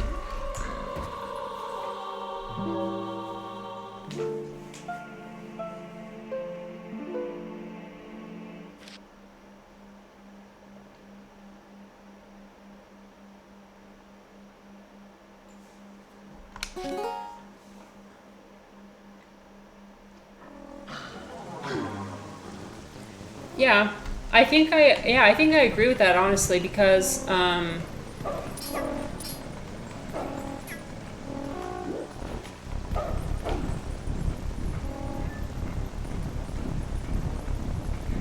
think a big part of what makes me unhappy a lot of the time is because I compare with my own satisfaction with how others receive satisfaction. And when I do things that other people would consider satisfying, I personally am not satisfied. And then I'm like, what the fuck's wrong with me, you know? Like, I'm supposed to be so happy right now. What's wrong with me? So I agree, like, everybody has their own different idea of what that looks like. But that causes a lot of problems when you compare yourself to other people. Because you don't feel happiness at the same things that they do. Oh shit. Okay.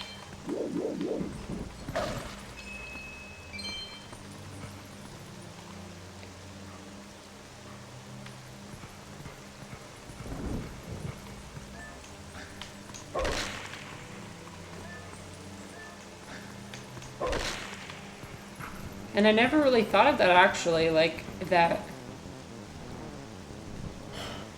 Yeah, I guess maybe my problem is I never really stopped to consider that. I think that's helpful.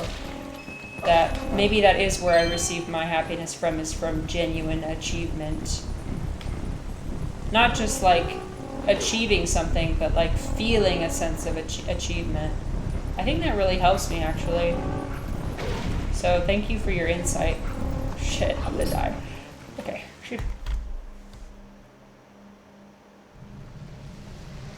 Perhaps not if you're Elon Musk. I wonder if he's happy.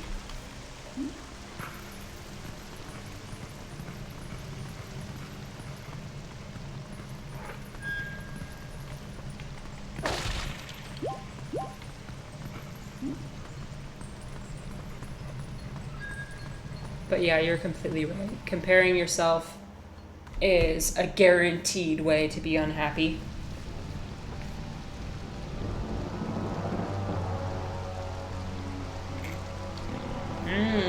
Who's that?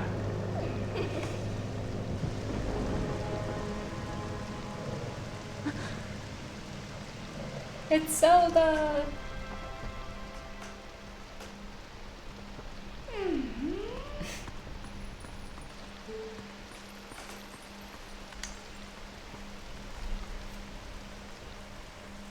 What filter ready yet?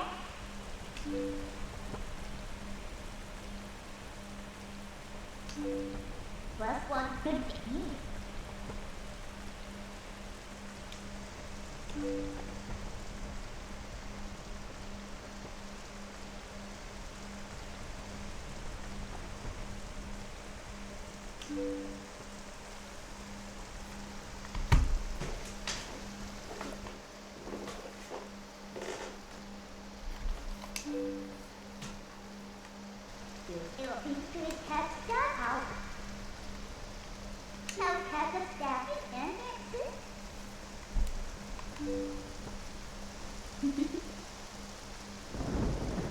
Onion bro, welcome. Welcome back. I'm playing Legend of Zelda Twilight Princess, if you're interested.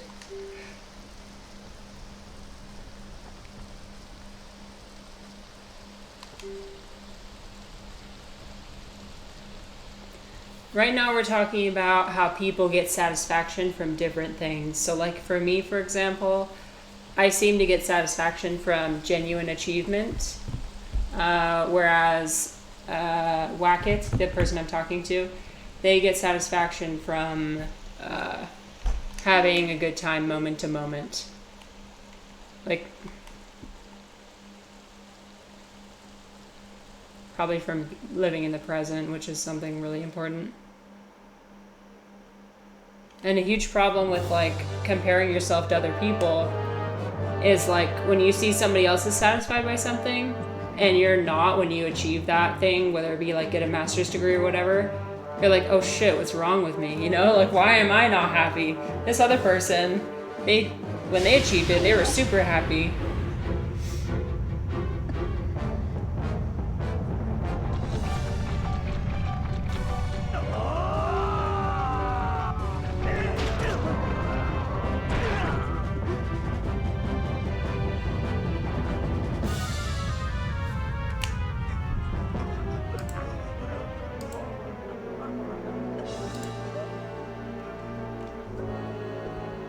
Or if you want to answer my question of the day, you can do that too. Or you can just lurk. No problem with that either. You'll just have to listen to me talk to myself. Which I'm sure is a complete joy. Getting over my social anxiety. Trial by fire.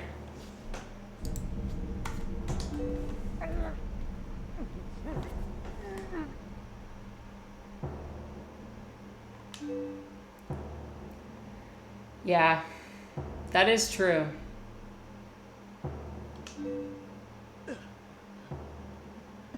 Damn, so is everybody else just experts at living in the moment? I'm comparing myself to other people again. Because I'm like, it's hard.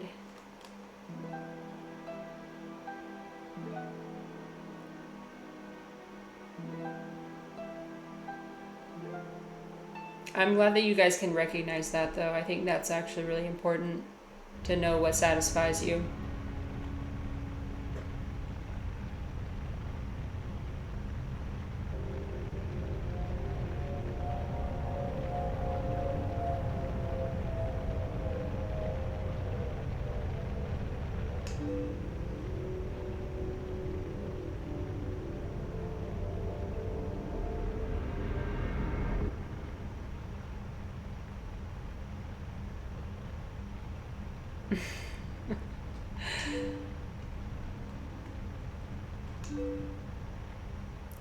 I'm also a huge procrastinator. I need the world to be ending in order for me to complete most tasks.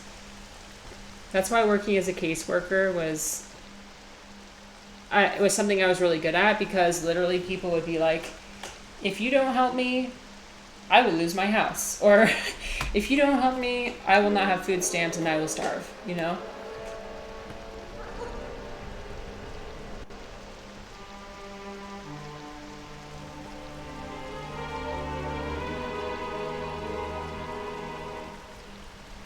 Zelda.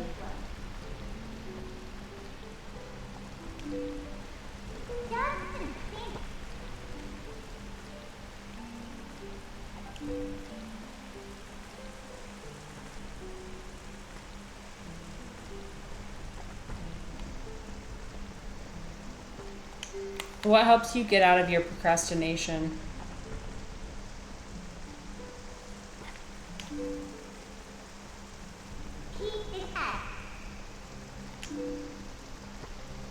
You can also say nothing. I won't judge. Like I said, for me, it's a life or death situation.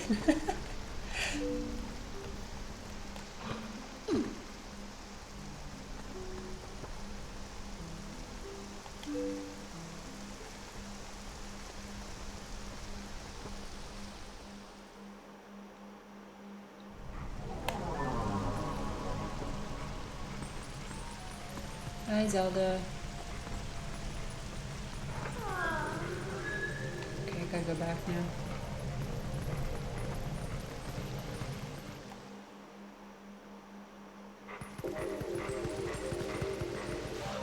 Oh.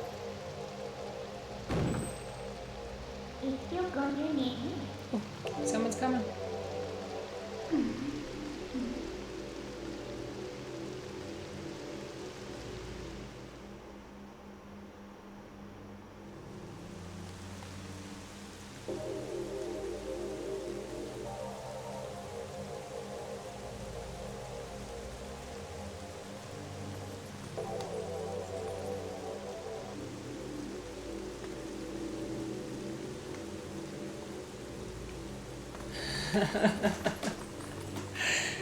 True.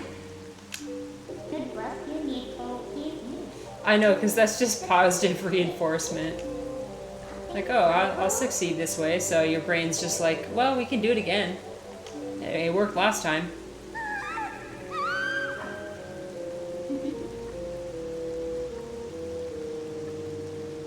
Actually, same. We want you to see.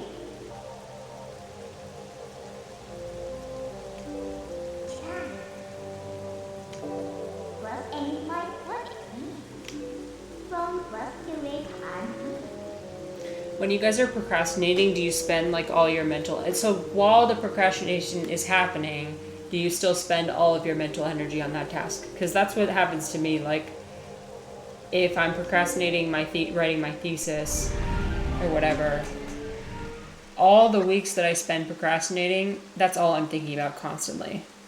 And it like ruins my week, right? Because that's all I can think about, and it kind of is a paralyzing feeling. Or are you just able to be like, I'll do it later?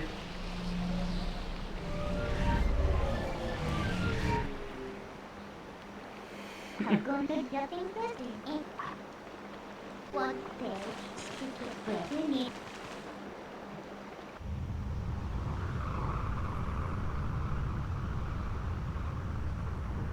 In what hour?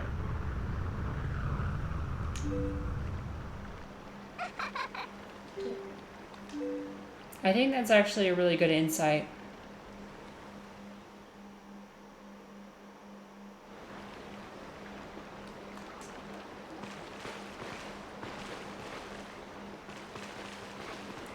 When you're able to be introspective and figure out why you're feeling a certain way instead of just like being like, well, that's the way I am. When you actually look at the behavior and be like, why am I doing this every time? Did you read that? You take away my phone, come to you big. One into you need. Okay, so my house isn't covered in Twilight yet. What that would you be? Any bread would time.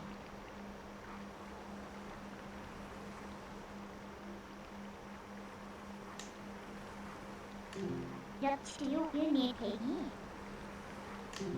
you might assign. You proceed that? I think that makes sense.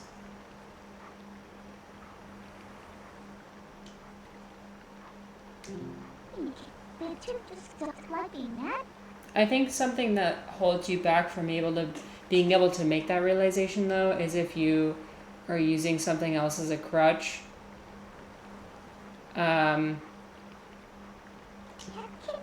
Like for example, I was watching a documentary. Oh, thank you for following. I appreciate it. I was watching something in a documentary about drinking alcohol, and how regular drinkers, they aren't able to make these realizations because you're filling your time with drinking. Like you're filling your boredom. And last time on Tuesday I was talking about boredom and how it's an emotion that you feel that's like it's a motivator for you to change your situation. But if you use things like alcohol or social media as a crutch, then you're never going to make those realizations. And so something for me that I've kind of struggled with, I mean, I'm not an alcoholic, but, and if I was, that would, but like, I did drink regularly for quite a long time, like every week. And I think that held me back from thinking really deeply about what was making me miserable in my life. Because instead I would just, every weekend look forward to having a drink. I think a lot of people operate that way. And I'm not saying that as coming from a place of judgment. It's just like it holds you back from really being able to look introspectively at these things.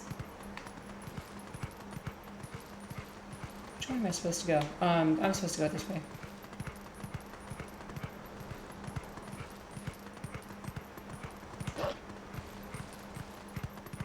Procrastination and like using substances or like anything to farm dopamine is kind of like a symptom of maybe I'm not happy with my situation.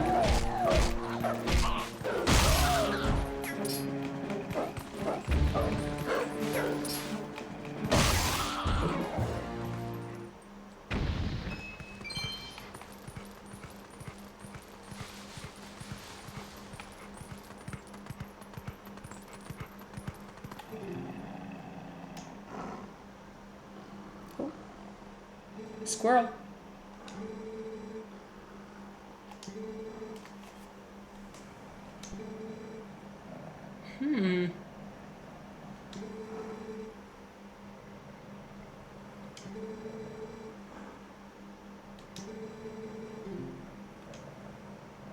Okay.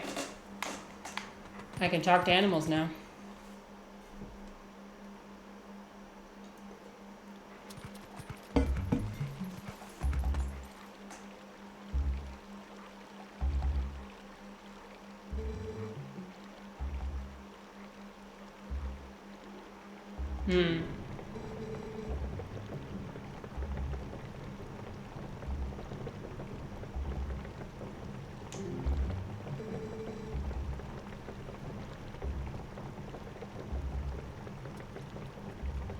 Yeah, right, like not everything can be solved by introspection, but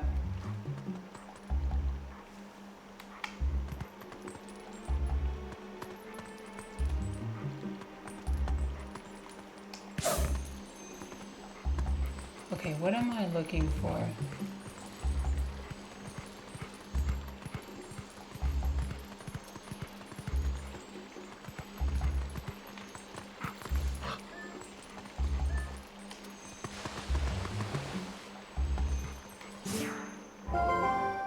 How can you might really be? Oh, okay. Sorry, I was not paying attention.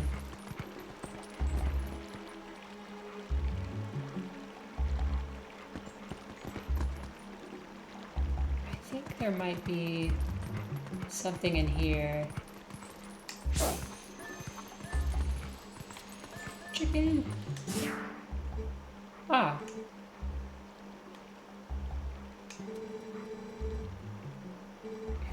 What? The chicken knows. You can see right through me. Why, thank you. I'm like side-eyeing as I walk past. Like, how do you know who I am? Aha, here we go.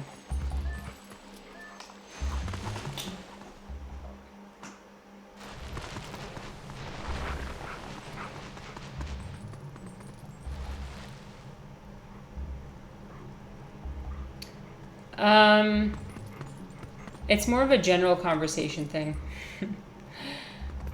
I think public speaking is not that difficult for me. I'm able to like get in front of a crowd. If I have something that I already have planned that I'm going to say, like a PowerPoint or something for work, or I have no problem with that.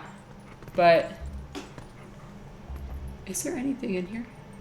What? Why did I come in here if there's nothing in here?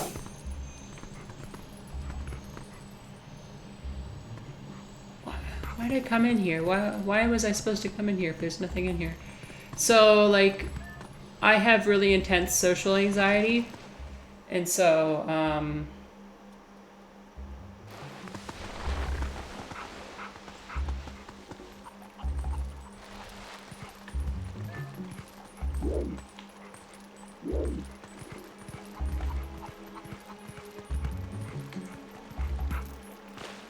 when I'm in like larger group settings, it looks like I'm disinterested in what everybody else is talking about. Mostly because I try and keep to myself and I'm not a very talkative person. So that's kind of what I'm trying to fix right now, is like trying to become a more talkative person.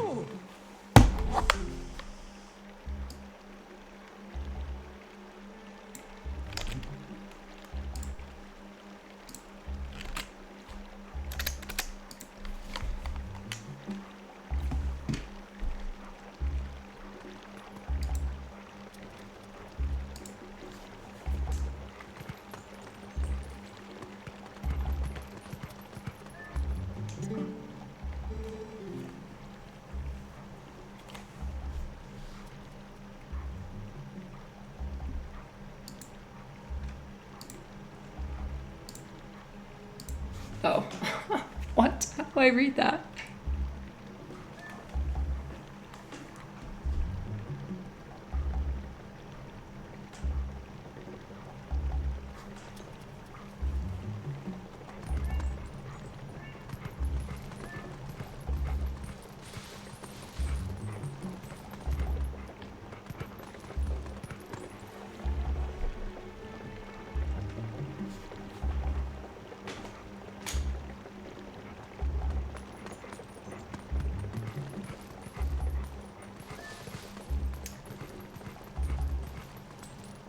Onion Bro, I was able to read just a little bit of the introduction.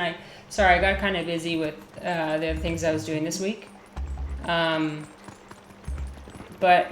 I've got it pulled up on my browser, or I've got it saved in my, like, bookmarked, and I plan to read more of it this weekend when I'm not streaming anymore.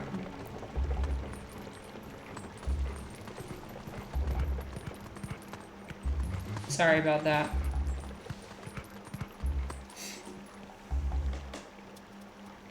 I think it's interesting about, like, oh, well, I'm still gonna give it a shot for sure. I think it's interesting the question he poses about, like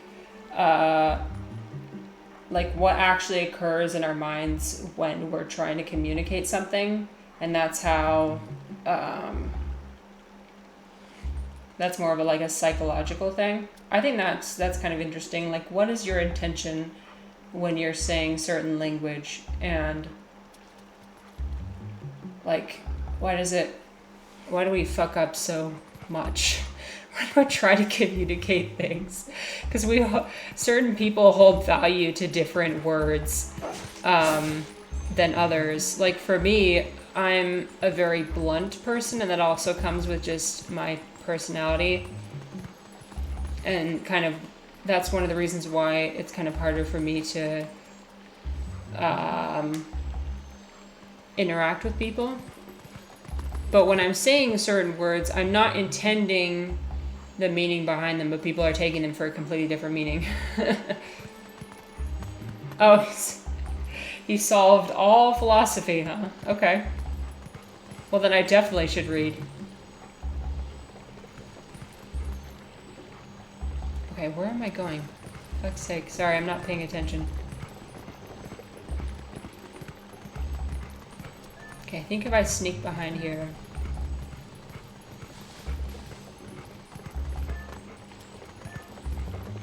Nope. I'm gonna listen to this again. Maybe it's in the mayor's house.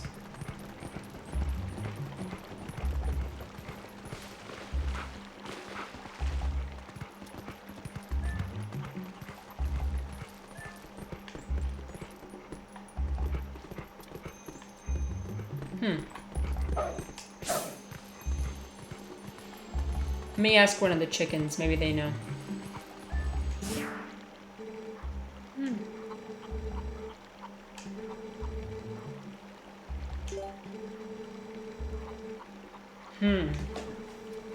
Oh.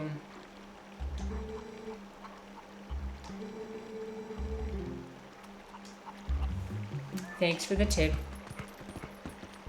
Why was there nothing in that house? If I was allowed to go in the house, why was there nothing in there?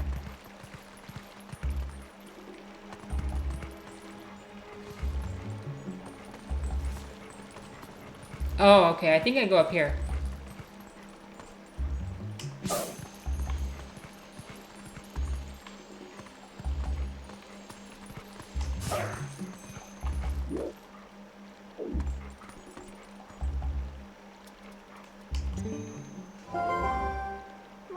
Help me up there.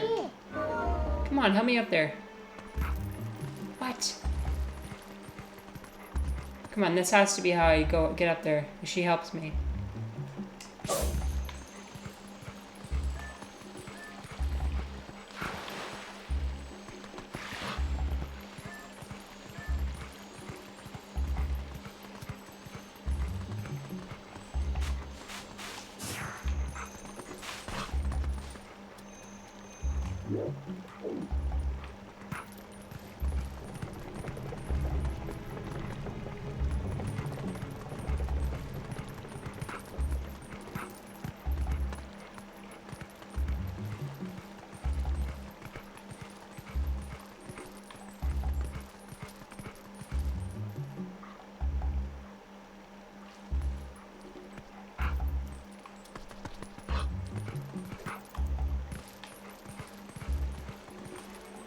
think I have to get into that house.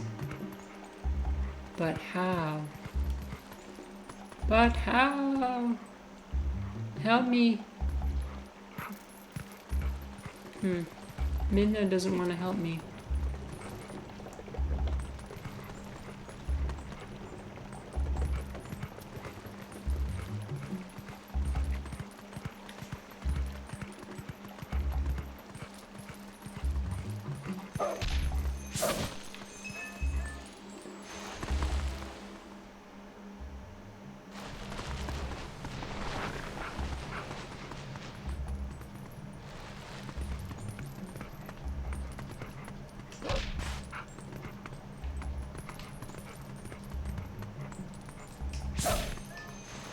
I'm gonna go look at my house and see if there's anything in there.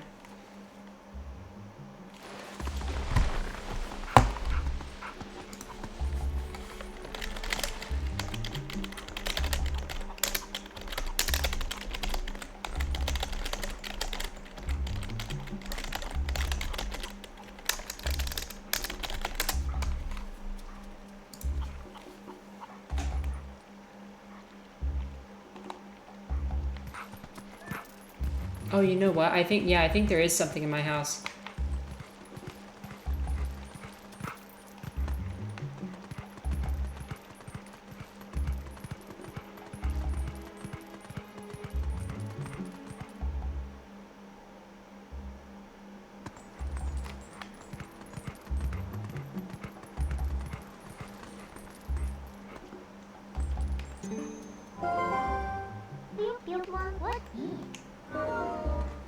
Yeah, I got it. I can't even get into my own house, though.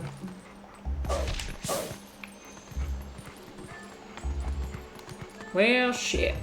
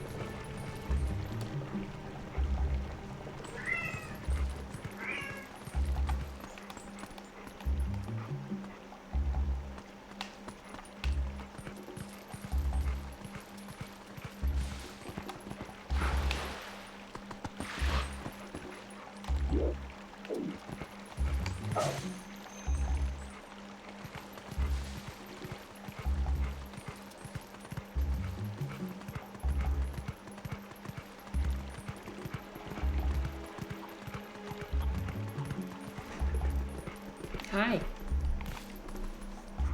My cat says hello. Hi, sweetie.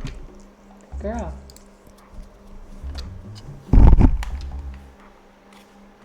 Sorry, guys. I don't know where this...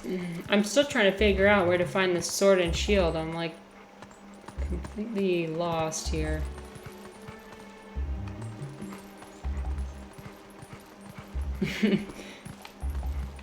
My cat's name is Toby. T-O-B-I. Toby.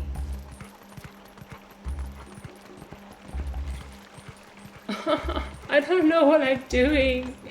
Where do I go? Should I just let them see me?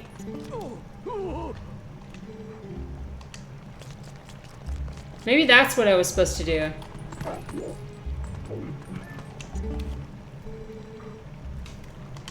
Oh my god, I think that's what I was supposed to do. It's that simple. God damn it.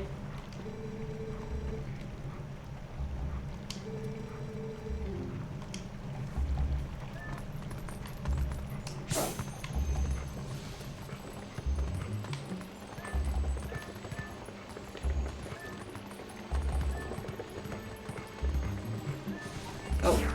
Whoops, sorry.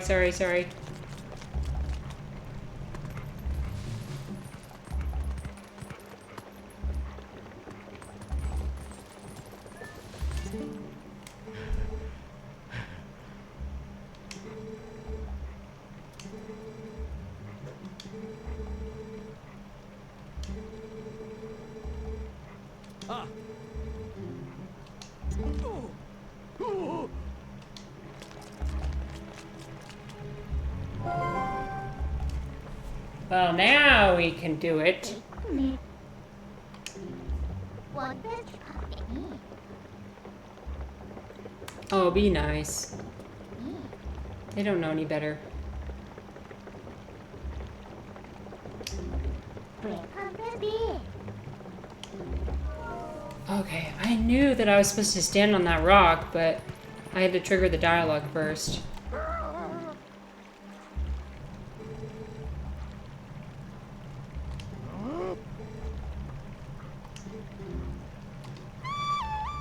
Oh no. Oh, we're cooked. Oh no, we're cooked. He's about to send his hawk on me. Oh shit. Ah! Oh no. Oh god. Oh god. Oh god. Ow. Wait, what do I do?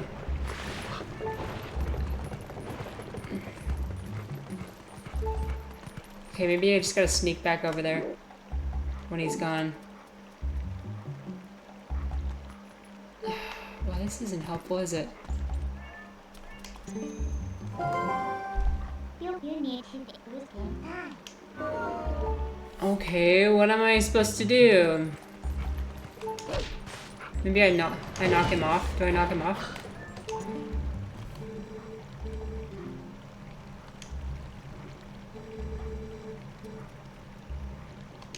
My master's husband. Okay, sneak up from behind. I'll do that. Now I can jump off here. I was right. I'm smart.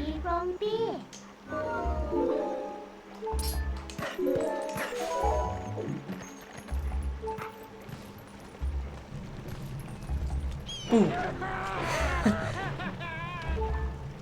Okay, that worked. Oh. I don't want to do that.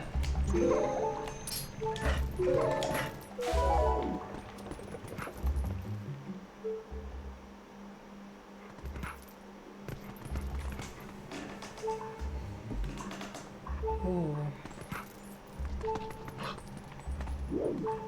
That's a good question.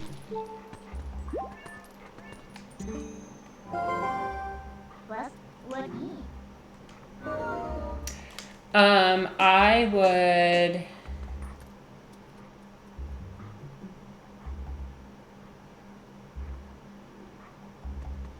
It would either be Paul Goodman, who is like an intellectual during the 1950s and 60s. He wrote about the beatnik generation, the beat generation. Sorry, I thought a lot of his ideas were really cool. Or I would meet this Chinese philosopher called his name's Ji Kong. So he was part of the 7 sages of the Bamboo Grove in China, which was 300 AD, roughly, ancient China. I compared both of those figures in my thesis because they had kind of similar ideas of what was wrong with society, and they each were key figureheads of their own social movements. So it would be one of those two.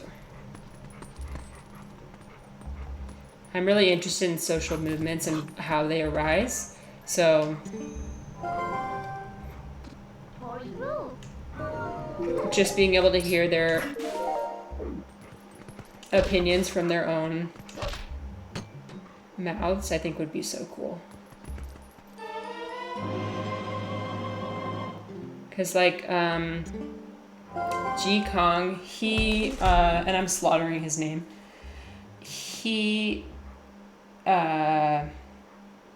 he wrote this poem called, I think it was like The 7 Things I Hate, and it talks about all the things he hated about bureaucratic positions in ancient China, because he believed that all of it was corrupt. The Confucian values that were being implemented weren't being implemented correctly. He was more for Taoism. So in his poem, he talked about how he was like, I hate the long robes. They get caught when I try and sit down, and it's itchy and unbearable. And, you know, sitting down all day hurts my knees. And I don't know, he was just complaining about stuff. And it's this guy from 2,000 years ago. And it's just fascinating to hear things that I kind of resonate with too.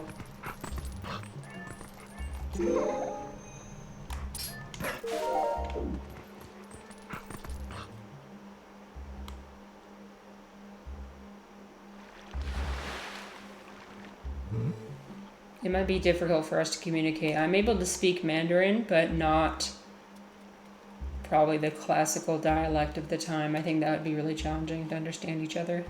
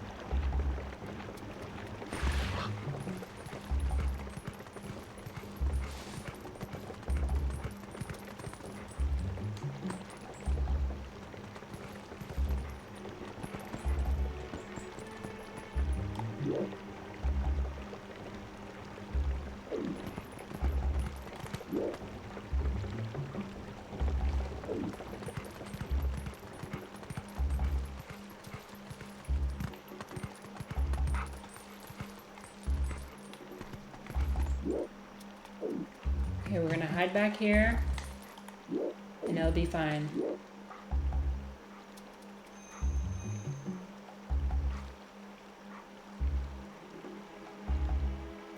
What about you, Onion Bro?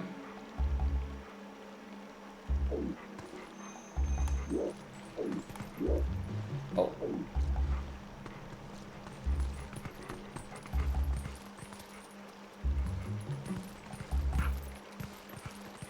Okay, so far so good. No one saw me. Okay, see, I knew the shield was in here. I mean, the sword was in here, but I just came too early.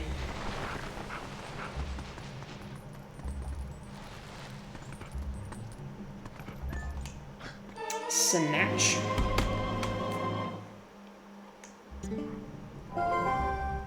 Do you break it? Your boss might be. But you aren't able to wait time. That you boots are old.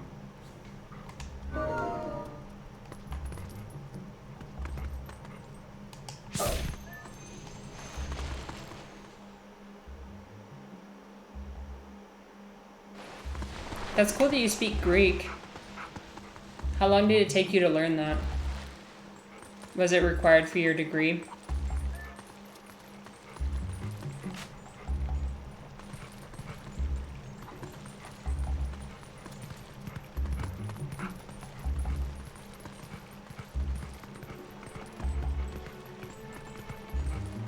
Okay, we made it.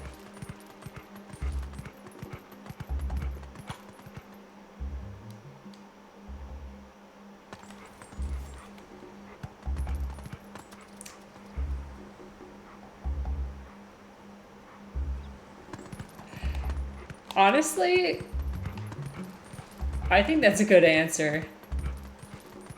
As a Christian. Shit, that's actually a good answer. I mean, no, I'm not a Christian, but I did grow up Christian, so I think that is a good answer.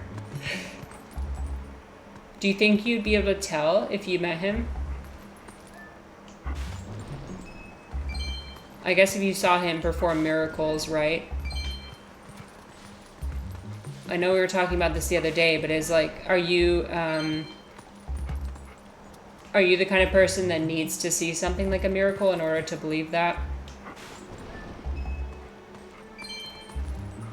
Well, yeah. Well, are you the kind of person that needs to see something like a miracle in order to believe something like that?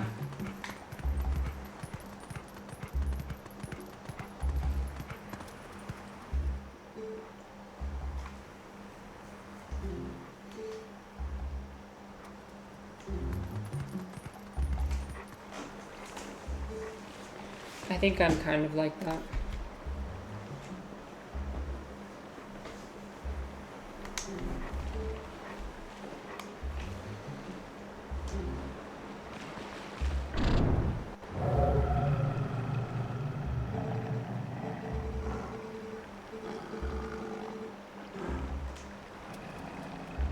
It's a trap.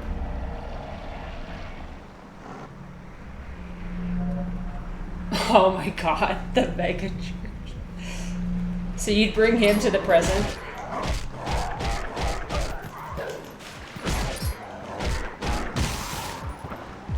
See how Joel Osteen spends all the money in his name?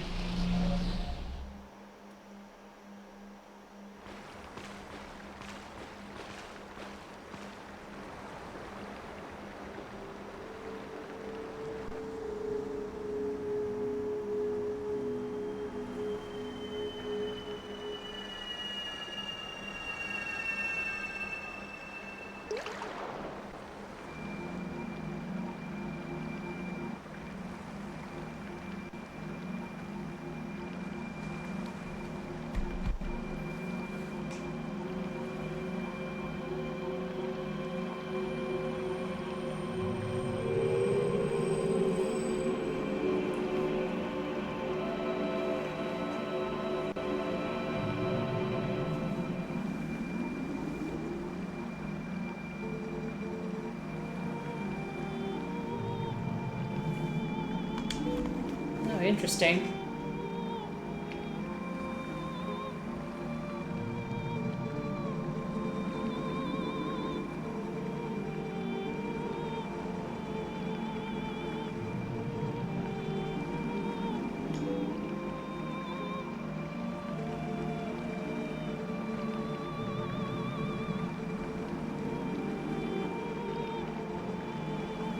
Well, as you guys can probably tell, I'm a complete novice when it comes to philosophy.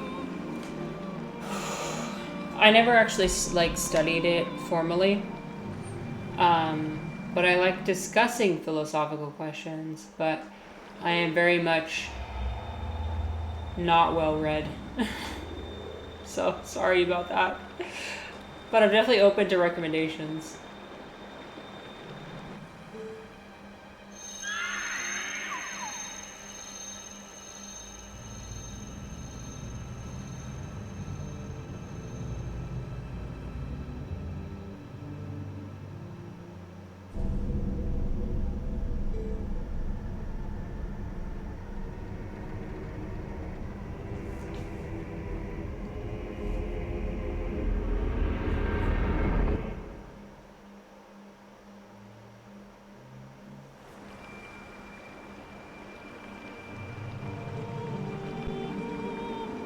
I wonder if Jesus would appreciate being tested like that.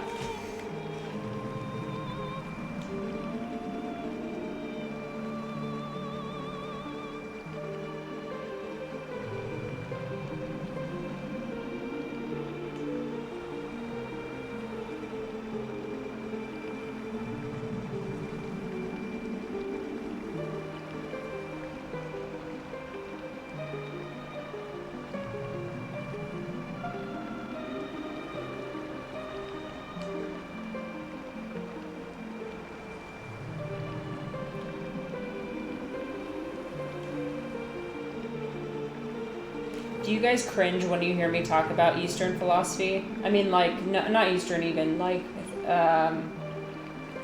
Alan Watts, for example. Because I know that I tried to get... Okay, so listen, I did try to get into a metaphysics class, not knowing that it wasn't New Age metaphysics, and the professor was very upset with me that I tried to get into that class with no background in philosophy. He was a little bit, I don't know, pretentious. He was like, this is not the kind of metaphysics that you can find at this, a crystal shop. This is the real metaphysics. I just thought that was so, I don't know, I was so put off by that. Like, he had his head so far up his own ass that he didn't have time to, like, explain to me what metaphysics was. I'm just trying my best. I want to understand, but also, he wouldn't let me in.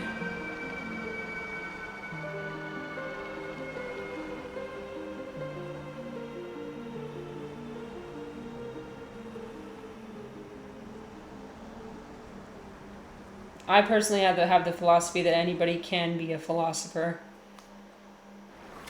Again, maybe that's cringe.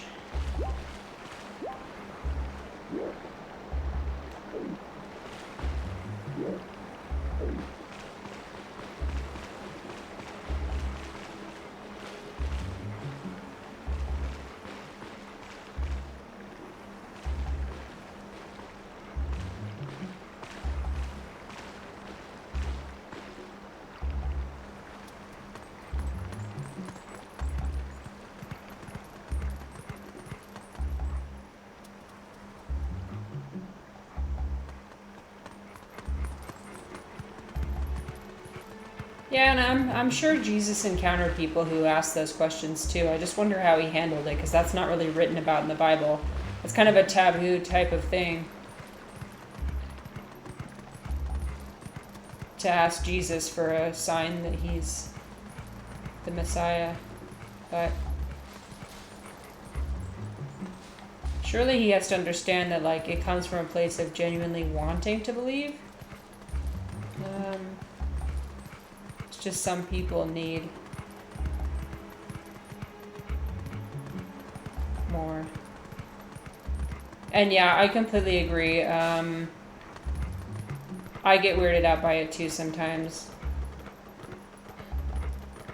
I'm not trying to be like one of those people who's like, I mean, I was like maybe a year ago, like trying to pursue ego death and like trying to like I was super into psychedelics and like I wasn't ever into like crystals or anything, but I feel like it's a natural part of the progression. Like, you progress from leaving Christianity to atheism, being unsatisfied by atheism, and then moving into Eastern religions. Good aren't you neat? My dear goodness, I still come.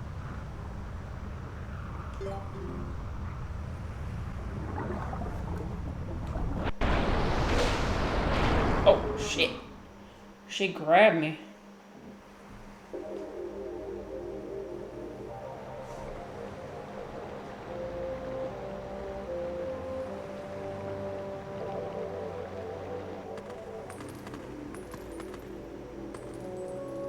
Please pay attention.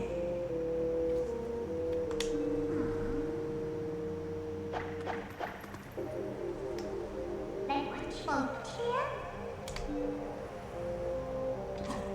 They're making it.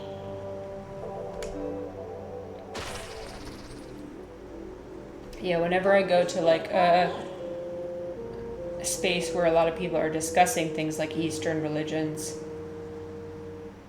when I start hearing things like a bunch of jargony words like energies and what's another one?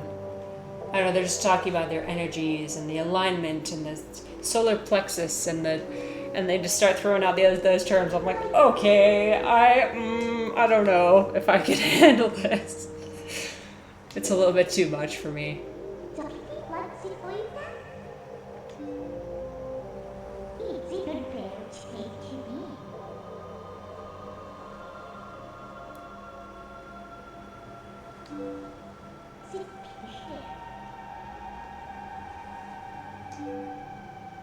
Aren't we with pumpkin cookie?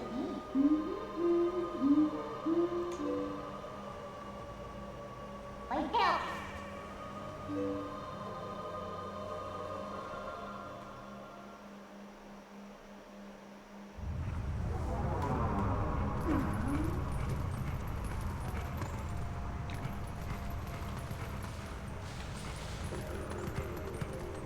I don't know. Do you guys agree? Do you think that anybody can be a philosopher, or do you have to have a certain knowledge base first?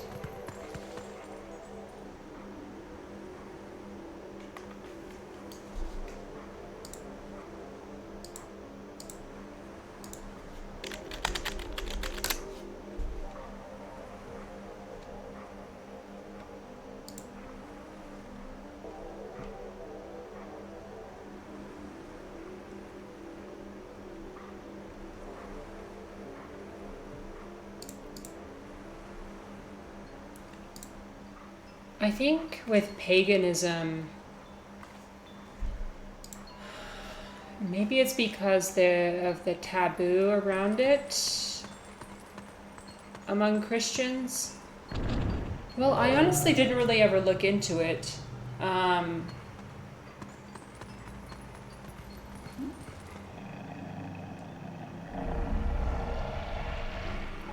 live in Utah, so there's not really a community of pagans that I'm aware of. So maybe that's why, it's because I wasn't aware of any sort of community. I think, well, no. I think the reason why I wasn't interested in, like, I'm not interested in any sort of religion per se. I'm more interested in, like, spirituality. I don't think I can ever do the organized religion thing again.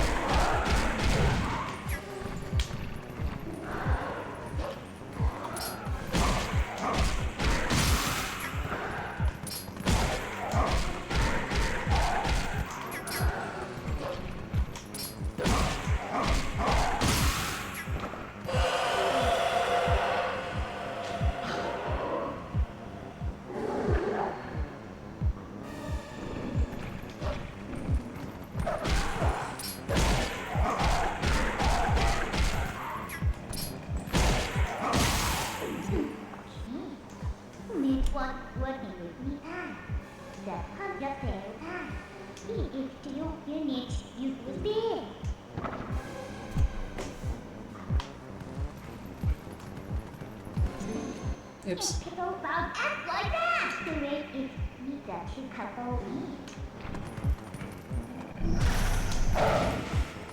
What? I literally... Okay. I just did that. Okay, please don't hurt me. Here we go.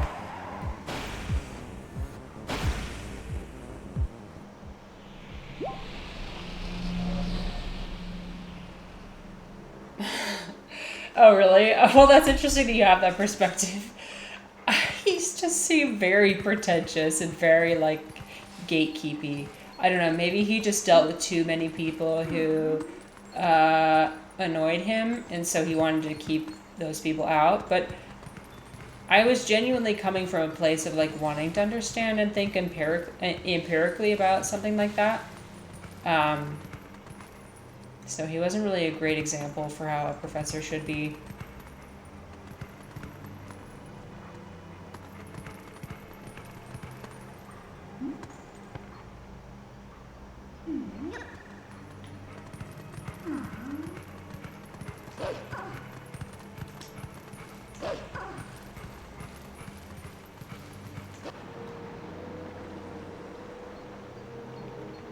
And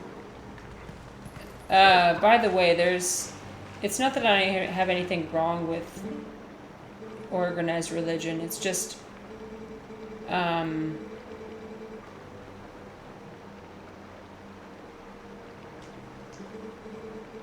when you grow up in something like that and you have that level of control over your life from such a young age, not being able to make your own decisions about a lot of things, and me being a really independent person, that really bothered me.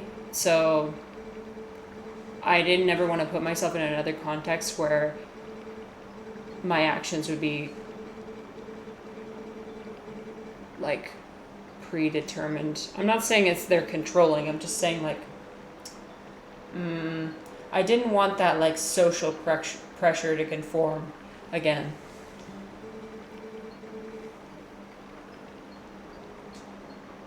You believed beings were humans? Wait, what? What do you, what did he mean? What do you mean beings were humans? Why have I never heard of this?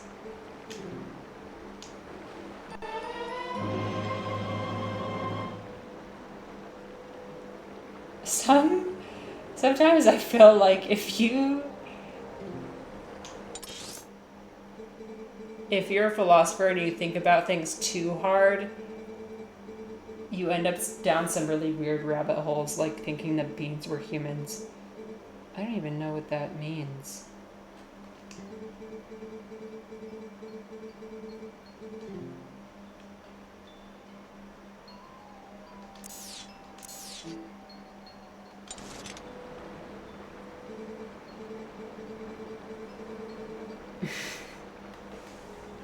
Being philosophy?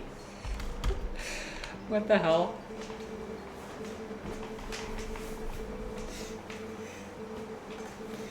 I think ego definitely has a huge part of it. You can't let your ego get out of control.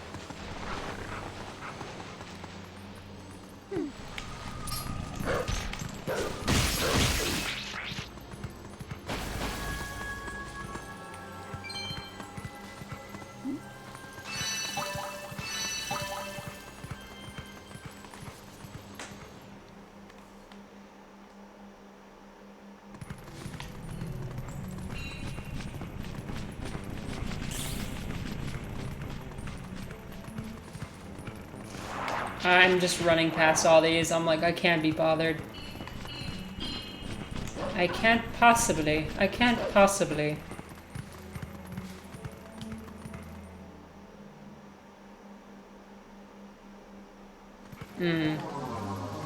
That's right, Kierkegaard.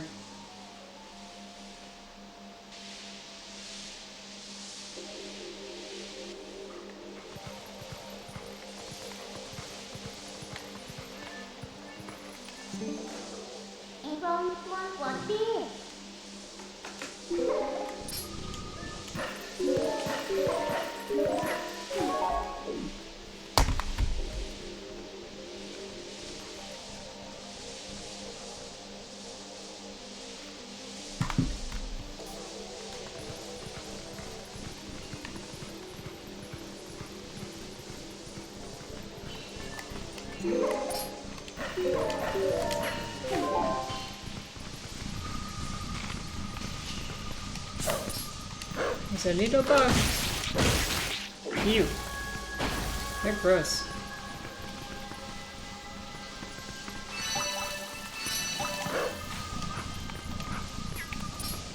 Oh, I'm just jumping at it, not even attacking.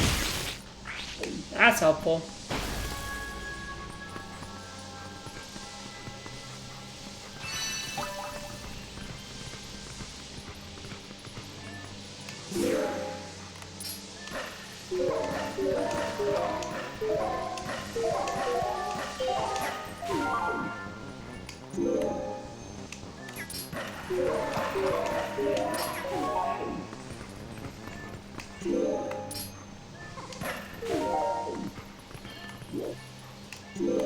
That was awesome. That was almost disastrous.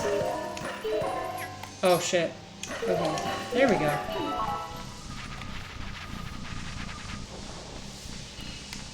Oops.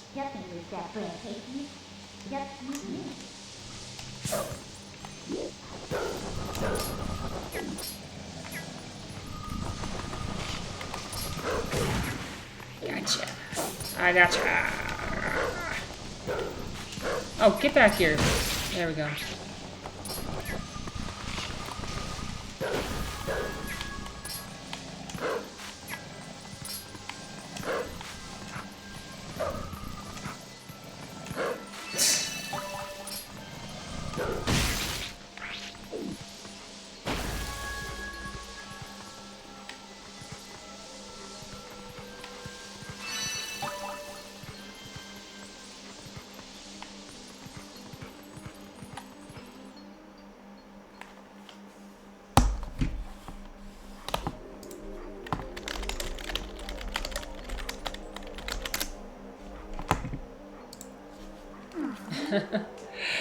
I mean, with everybody, you have to kind of take what they say with a grain of salt.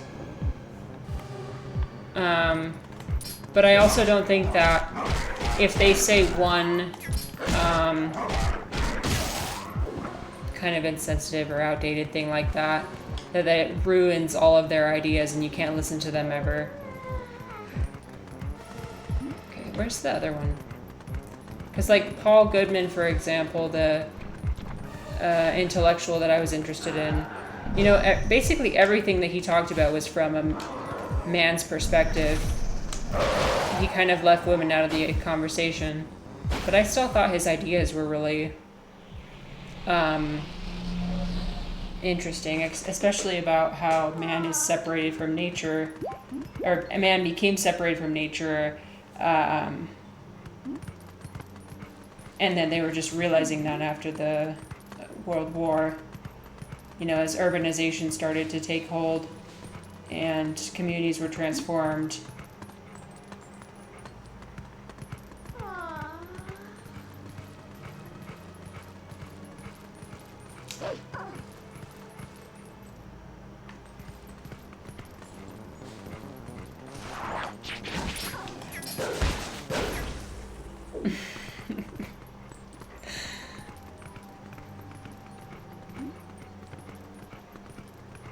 That's funny.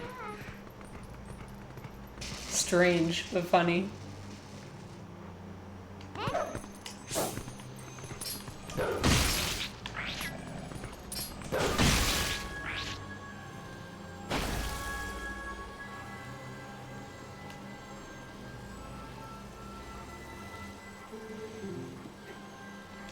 Monkey.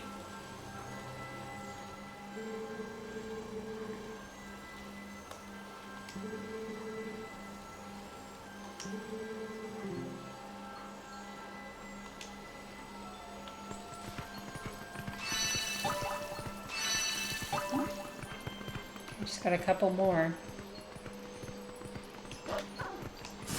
It's so dark. Okay.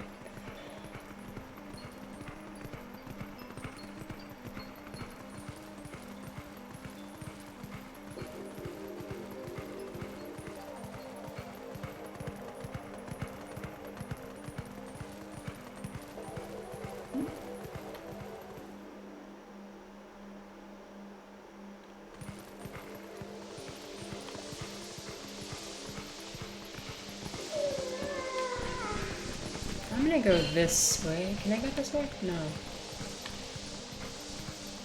Oh, I gotta go over to that other...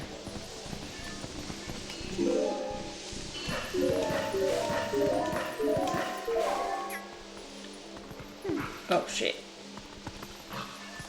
Don't do that.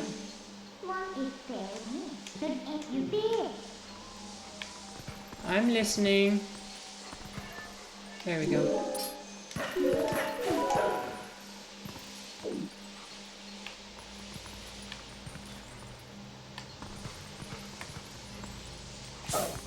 Aha.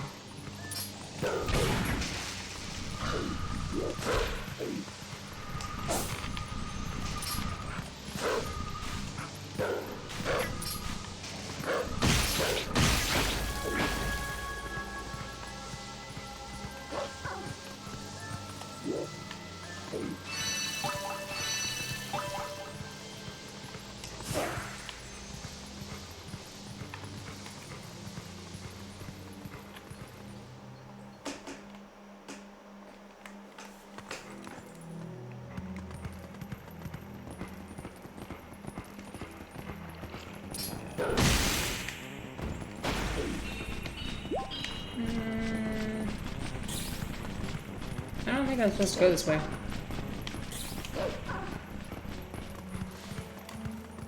Am I?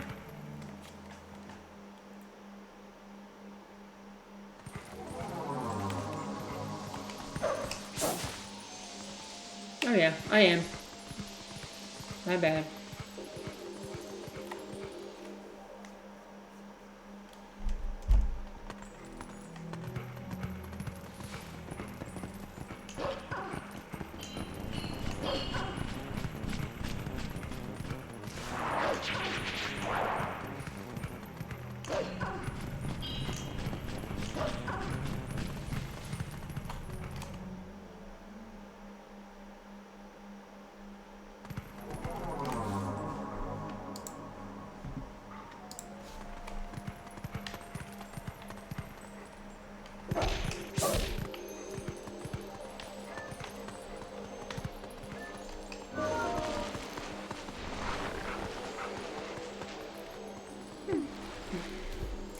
See, this is what I'm talking about.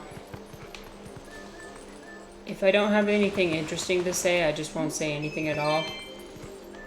And then I forget that I'm streaming and I'm like, oh shit. I can't just go non-verbal now.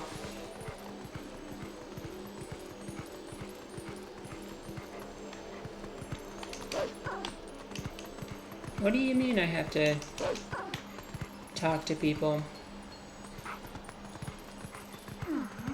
Well, I don't have to. I get to.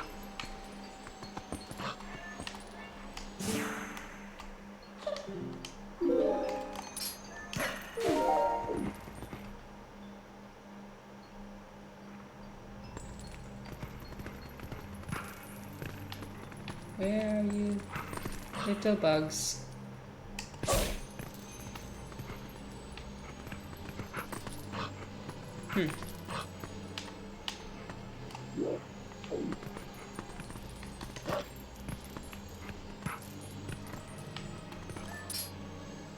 Ah, okay.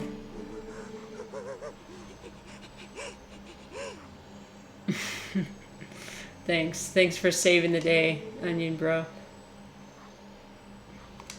No, I like the, what's it called? Mistracks. That's my favorite kind. That's the best kind.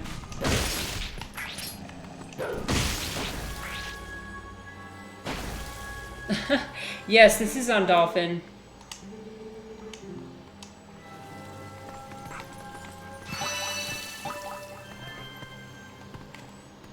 Yeah, I used to watch my dad play this when I was a kid, so I wanted to play it again.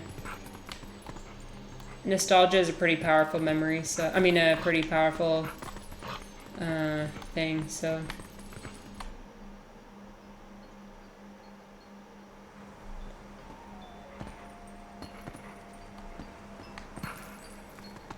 As far as I know, everything should work, except I know that when I get to Hyrule Field, it might get a little bit laggy just because it's such a huge part of the map. So we'll see. I'm probably not going to play for too much longer.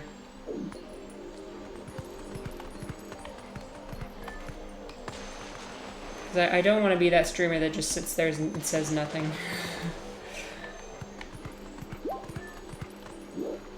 Okay, where is the last one for real? Here? Oh, okay, it's over here. Have you guys played this game before?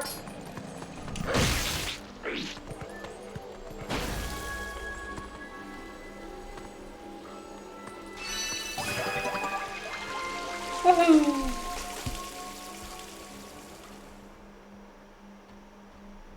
Because this is objectively the best Zelda game.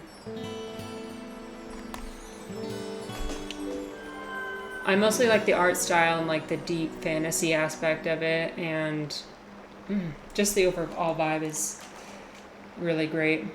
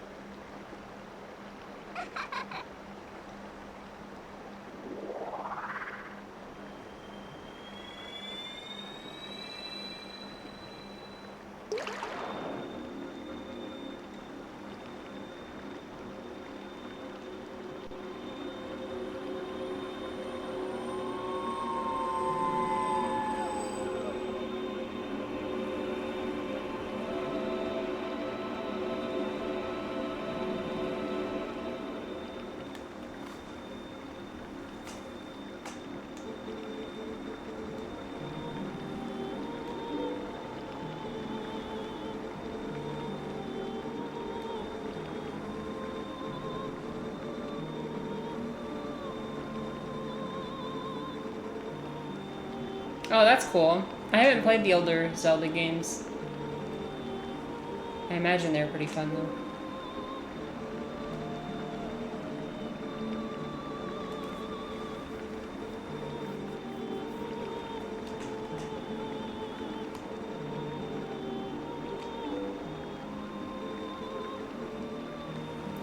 Yeah, this one is different than all the other Zelda games. The other Zelda games are a little bit more lighthearted. This one's a little bit more dark and mysterious and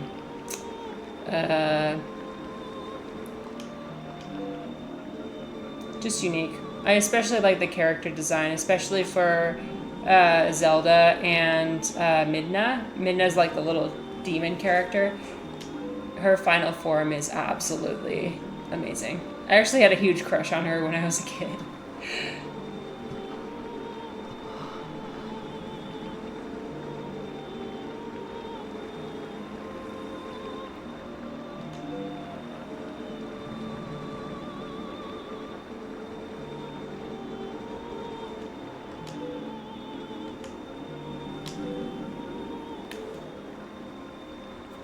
What kind of games are you guys into?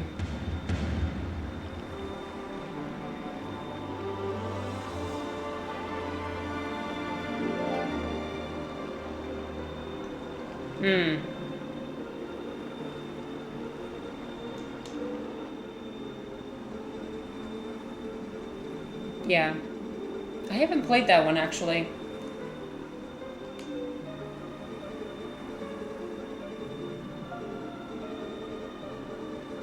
Maybe I'll add it to the list though. I think that could be fun. Because eventually I'm going to run out of games to play, so I should check it out.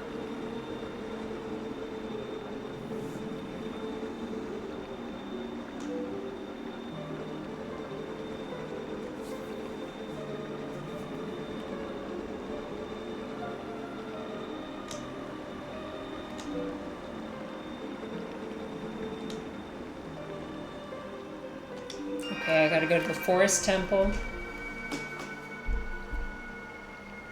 It's my new mission.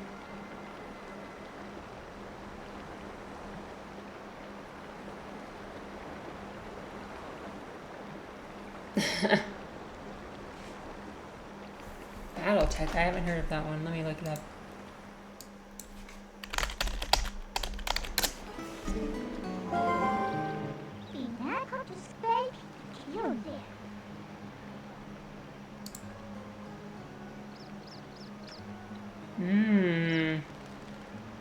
Military science fiction.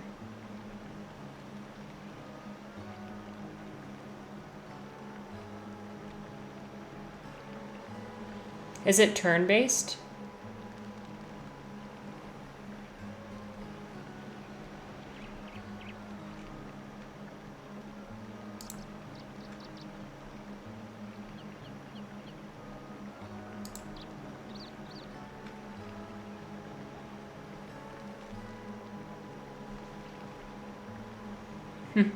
The character designs are pretty cool.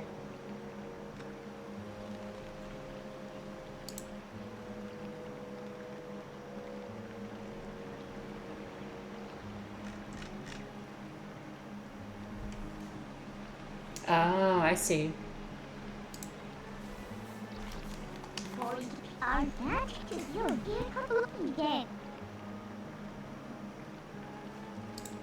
Have you played Baldur's Gate 3? I don't know if that's similar at all, but I have played that one.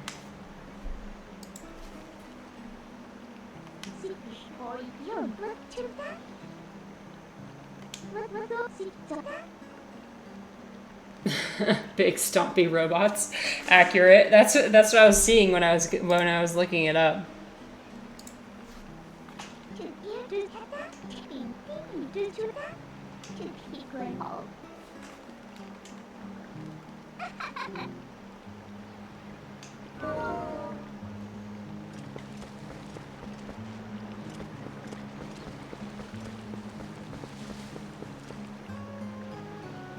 Oh, you will.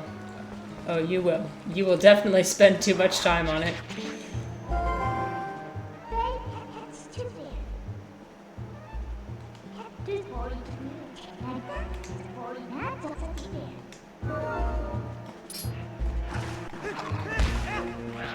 It's so worth it, though. I mean, everything from the characters to the combat to the story. I think I've spent maybe 200 hours in that game. I really loved it. I mean, I wasn't into tabletop game or like turn-based games before that, but it got me into it. Mostly because of how immersive it is. Oh, well, okay. To be fair, I did start playing it because I started playing it as a dating sim for the vampire character, Astarion. So cringe. So I came for Astarion, and then I stayed for the actual gameplay and the story.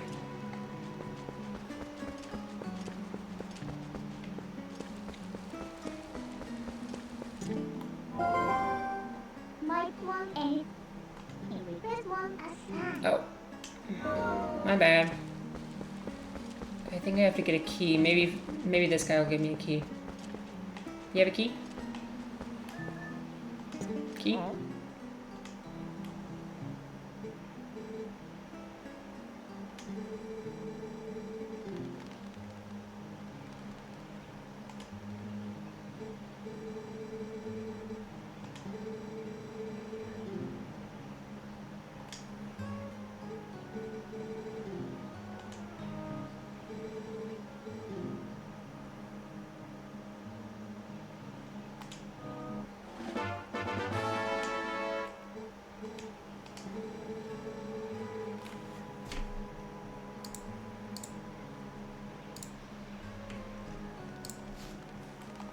I appreciate you guys spending time with me. By all means, if you are bored, you do not have to stay. I wouldn't blame you. Just the fact that you spend this much time here really means a lot. I don't even have that much money. I'm still trying to figure this thing out. So... And I was expecting nobody to show up, so...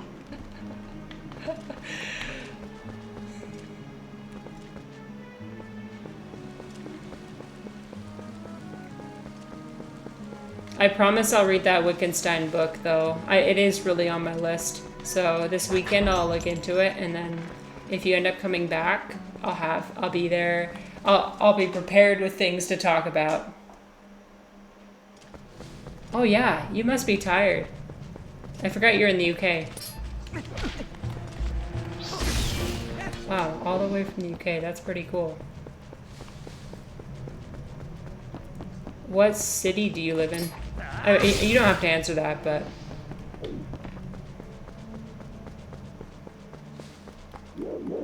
Or like what general area?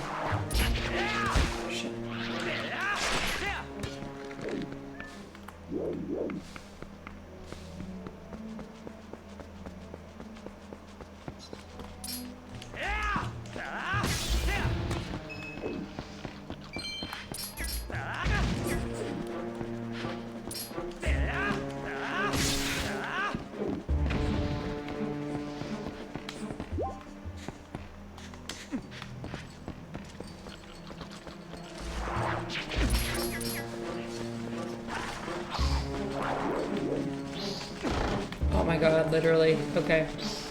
Bro. My sword. Okay.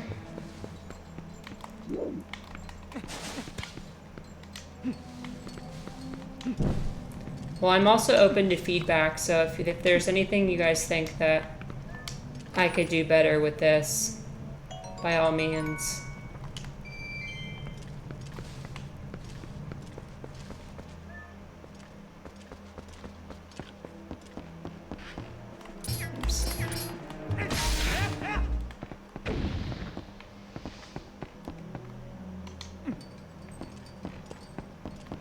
I'm just trying my best.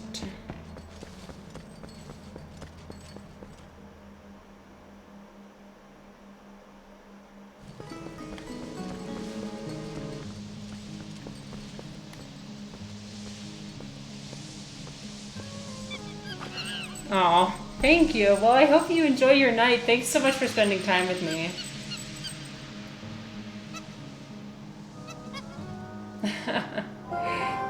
I'm always open to talking about philosophy or, you know, deep questions.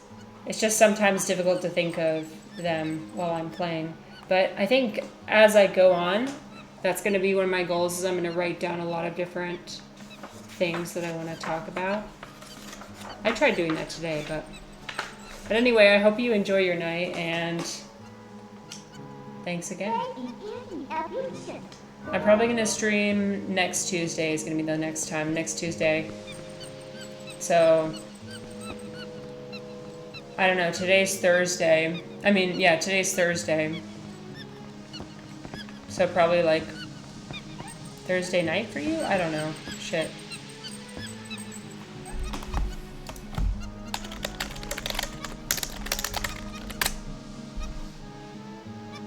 Yeah. So next Tuesday night for you, I'll be there. I'll be streaming.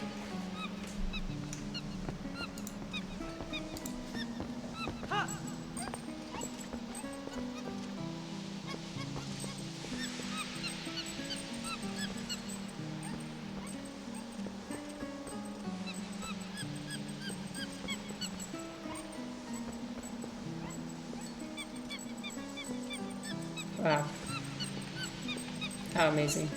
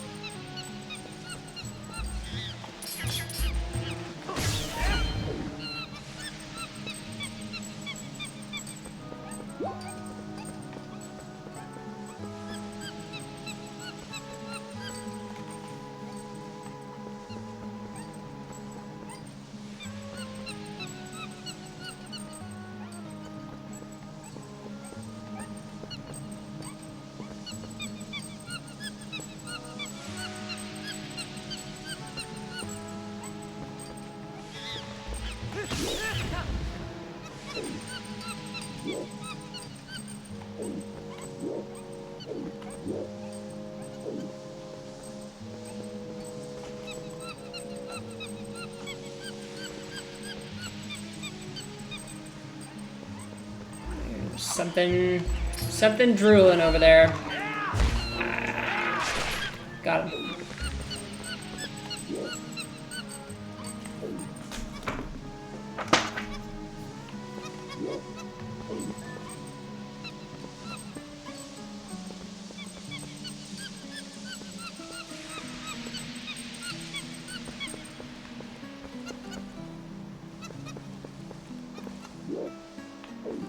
What? What? Where? Okay. I'm coming. The monkey's so cute. Oh. Oh, that was mine. You wasted my lantern.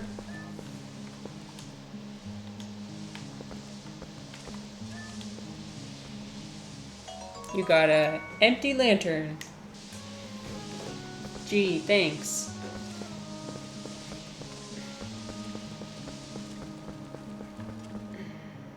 How are you doing today, Onion Bro?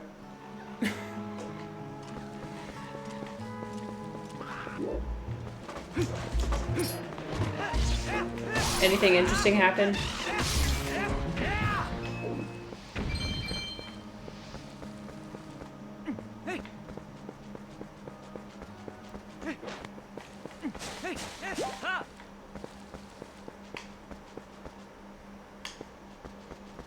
We love chilling.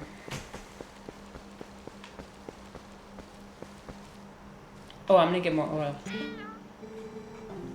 I love how the bird has an afro. Okay. Equip.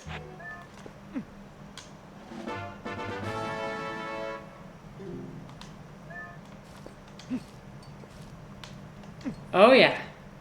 That's what I was raised. That's the religion I was raised in. Put away. There we go. Yeah, so I'm in Salt Lake City, Utah. Wait. How much is it? 20, okay. So that's basically my everyday.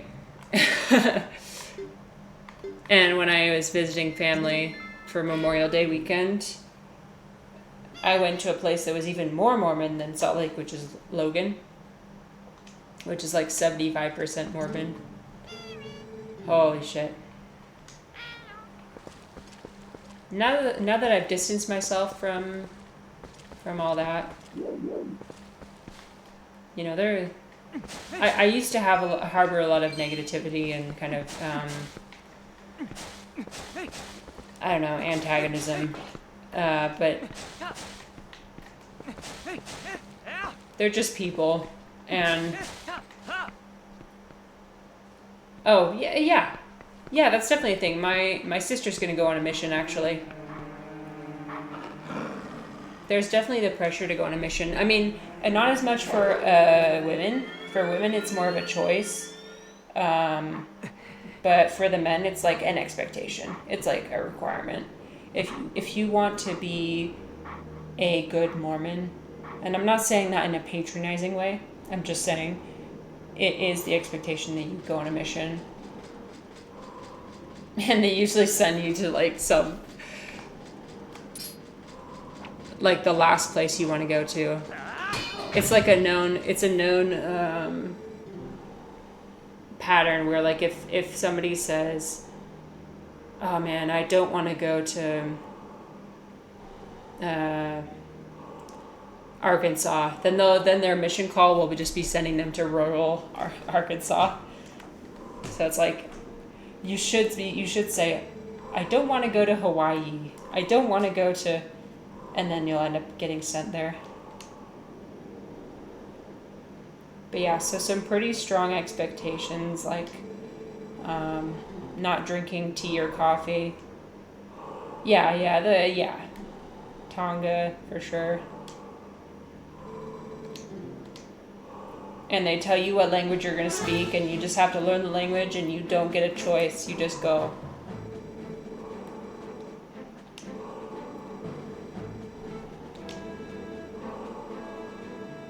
But I think for a lot of people, that's like their opportunity to really strengthen their beliefs, because your faith really gets tested when you...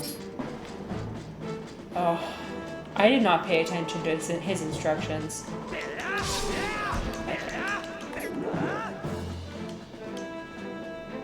Wait, did I miss? Okay. There we go. So, like, it's different for Utah than it is for the rest of the world when it comes to Mormons. Utah has a very unique culture when it comes to Mormons. Like, they take the rules a lot more seriously. So, not drinking tea or coffee, for women, not wearing revealing clothing.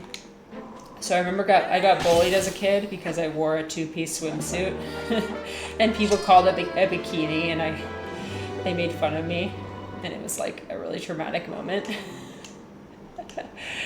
But kind of, if you're not part of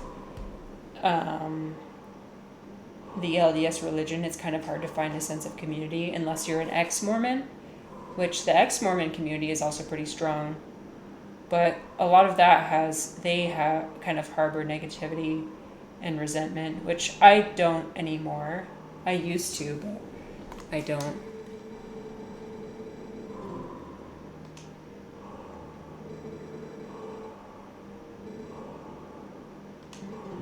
Yeah, but if you have any questions about Mormonism, I basically, 18 years of being raised in that. So I'd like to think I know most of the lore.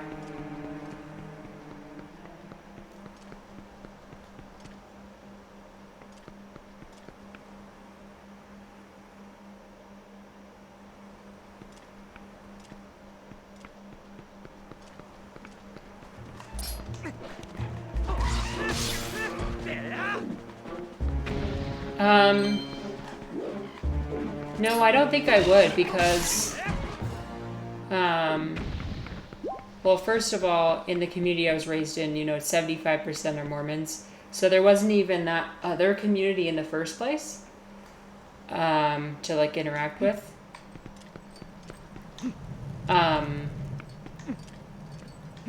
Oops, put away. But yeah, Mormons are definitely very different than the rest of Christians. Because what they study more of is they study the Book of Mormon, which was written by Joseph Smith, who is like their main prophet. So what he did was so they believe that he found a special set of golden plates in, I want to say Illinois, and he translated them, and that became the Book of Mormon. And it's just a bunch of additional stories similar to the Bible, and that's kind of more their focus. So it's interesting. If you interact with Mormons, they tend to more worship Joseph Smith and the current prophet than they do God. So I think that's what really sets them apart from other Christians. Like a lot more emphasis and focus is placed on the teachings of Joseph Smith and like the current prophet that they have today. Like there's a conference that happens every 6 months called General Conference that's held in Salt Lake City, and it's where all the church leaders talk about the new revelations, and that's mostly what people focus on.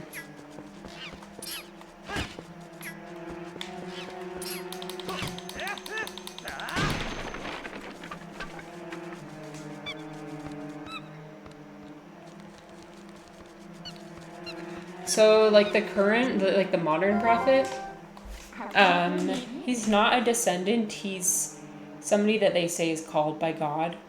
I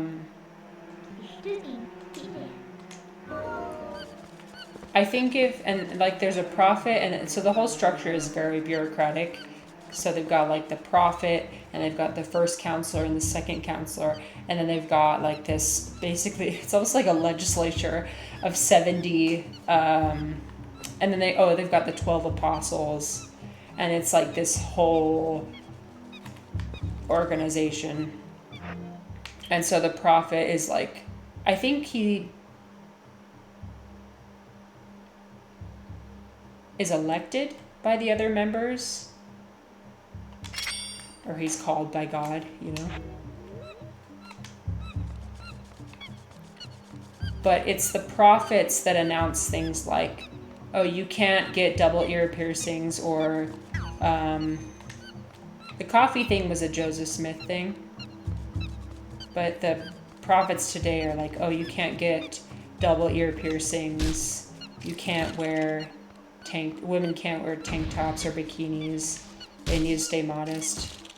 So a lot of the revelations are not coming from the mouth of God himself. They're coming from the prophet. The Brigham Young incident. Wait, what do you mean by that?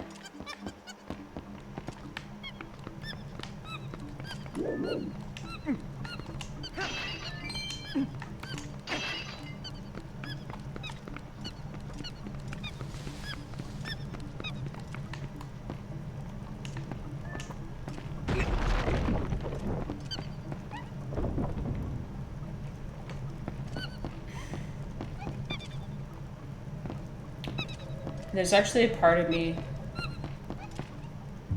that's... Oh no.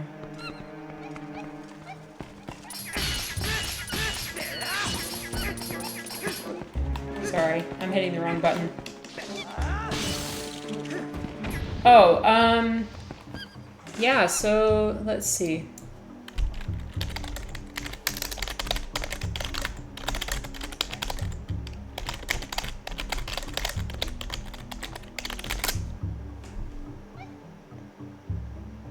Okay, so like the LDS Church came out with their... Oops. Sorry. So they came out with their, like, other races can receive the priesthood. They came out with that in 1978. So that was, like, at least a decade after segregation and everything was ended. So why they took so long, I don't know. There's also the whole thing about, like, in the Book of Mormon, there's a story about Nephi and his brothers, Laman and Lemuel, and his brothers were kind of evil. And so when his brothers went off to become evil and follow the sway of Satan, them and their followers became Lamanites. And it's interesting how in the Book of Mormon there's this line where it's like, and the Lamanites were cursed with black skin. And I don't think they meant it in the literal sense, but at the same time, it's like, ooh, ooh, that's... So I know that's a really controversial part of it.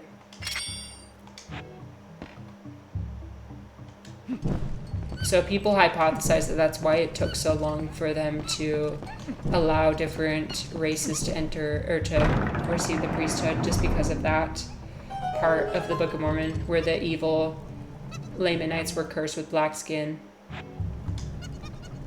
But in their defense, I don't know. I want to say that that's not what he meant when he wrote that, but at the same time it just kind of sounds wrong, you know?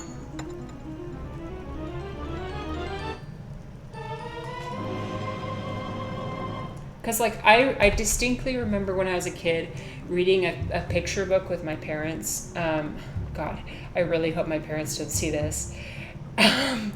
Reading a picture book that, like, outlines all the Book of Mormon stories and illustrates them. And, like, when the Lamanites were cursed with black skin, yeah, they had physically darker skin, and it was like, oh, black people bad. That's what was conveyed to me from the book, so objectively, that's what was conveyed.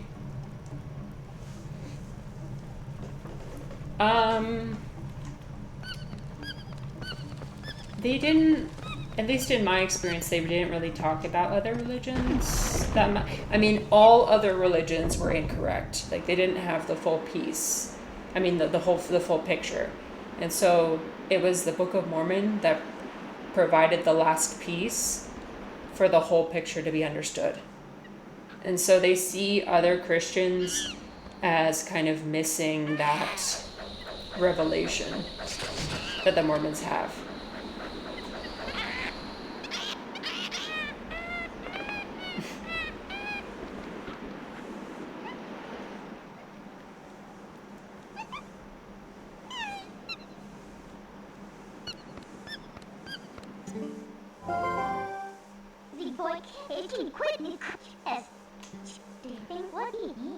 So I'm assuming you're from somewhere that does not have a lot of Mormons, right?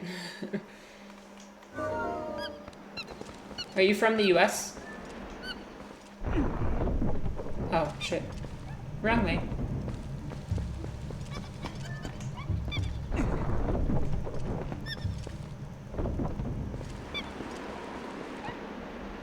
Oh no, I'm right.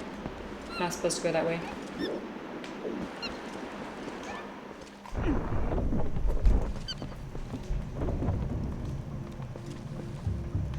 It's weird to know that other people experience that, because that's all I've ever known is, like, constantly being surrounded by that. I mean, this is a place, oh shit. This is a place where you can go to your school or to the workplace and openly talk about your religion, if it's LDS, and you won't be judged for it, and people usually relate to you. Or sometimes people just automatically assume that you're Mormon because it's so predominant.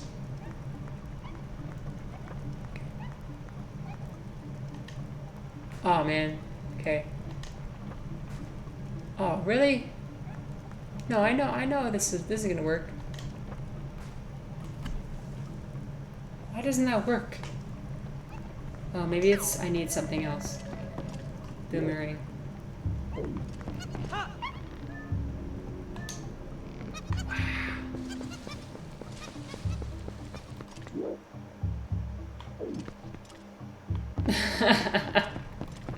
That's funny. That's so crazy that you've never met a Mormon before. Because literally that's my everyday.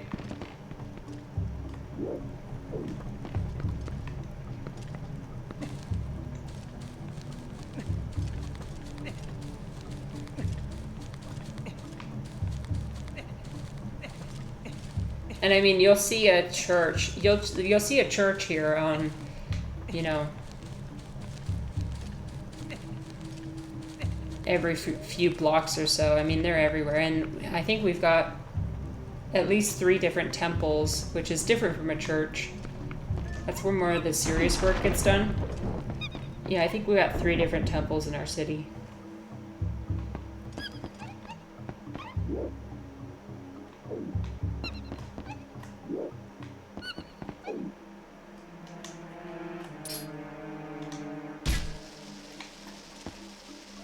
Let's see if that works.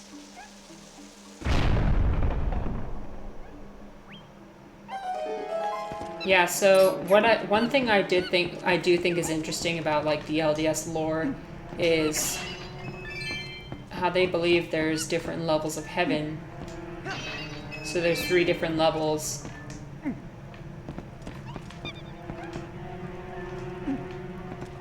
Which I think is different than other Christians. Oh no!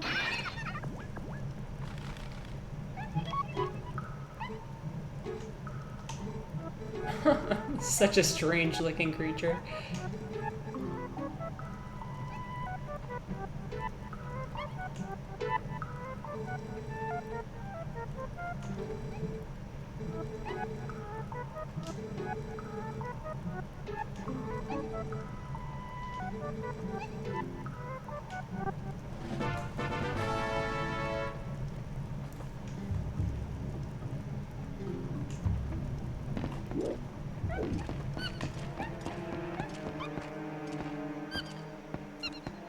I don't know. I don't think there's the 3 levels like the same as LDS.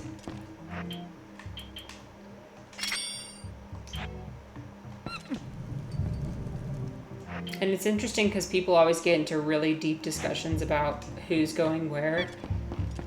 Because it seems like no matter how badly you've screwed up in this life, you're still not going to go to hell. Hell is kind of reserved for people who, like, in the beginning when, like, before the earth was created and everything, the Mormons believed that God and, you know, like, Satan betrayed God. I mean, no, sorry. He wanted to, like, have his own way of ensuring that everybody got into heaven. And, you know, in the end, God chose Jesus to be the one to create everything. But I think this is different. So the Mormons believe that once Satan was cast out, 1/3 of all of humanity, so all of his followers, which is 1/3 of all humanity, they were banished into this place called outer darkness. And that's the hell that Mormons believe in. So they call it outer darkness. So 1/3 of humanity, their choice has already been made. They haven't even been able to come. Like, they didn't even get the chance of being tested. They just instantly hell.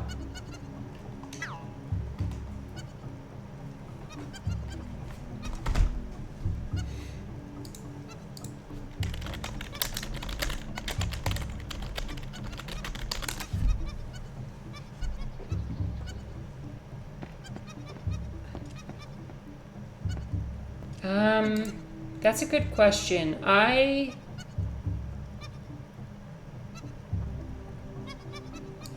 I don't remember that specific part of the lore. Sorry.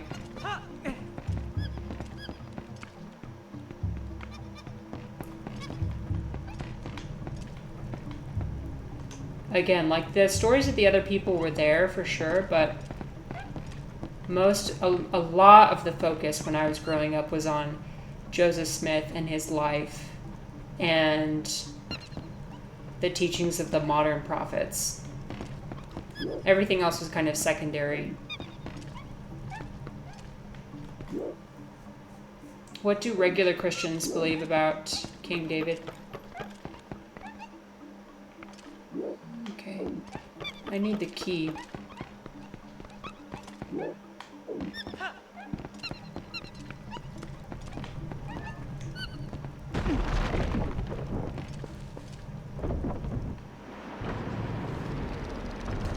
Hopefully the key's over here.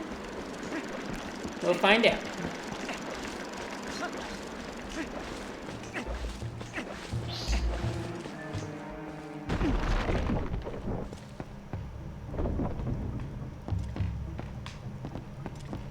Key?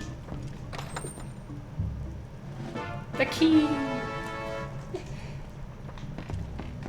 Wahoo! Let's go back.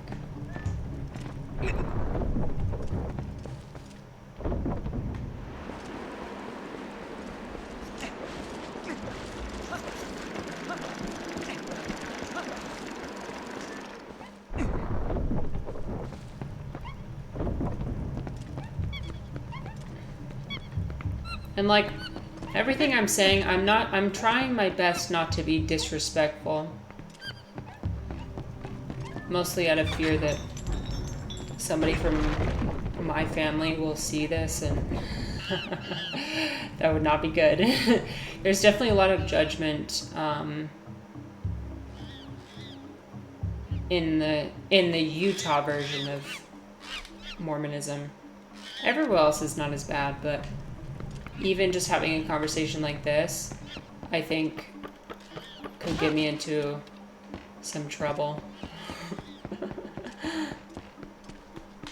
if I go about it the wrong way.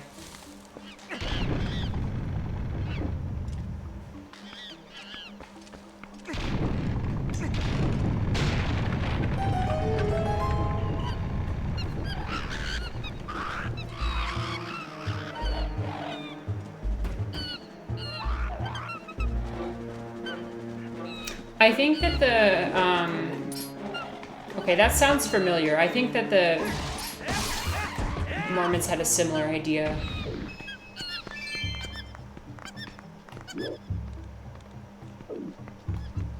Because we also study the Bible, so I say we as if I'm still part of it. I'm not, but...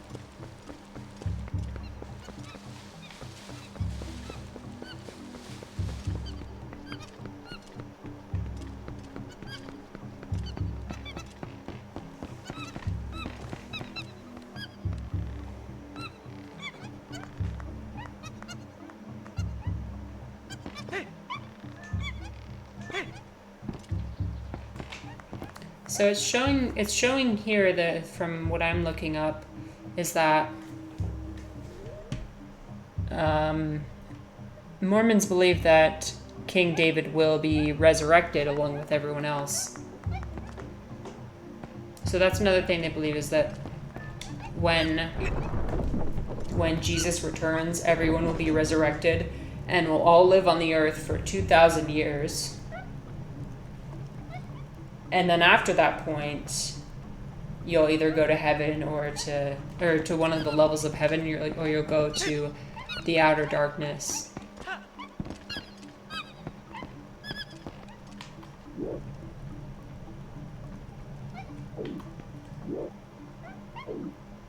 Yeah. Okay, where do I go now? Maybe this way? Oh, no. I'm gonna go back in the center.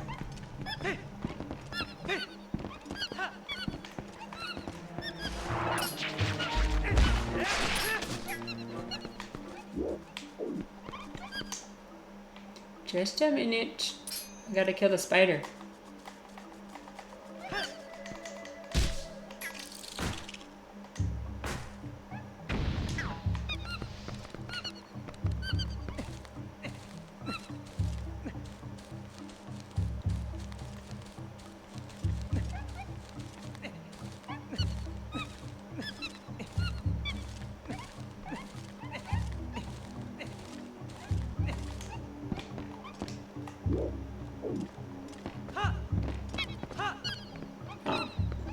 I didn't even need to go this way.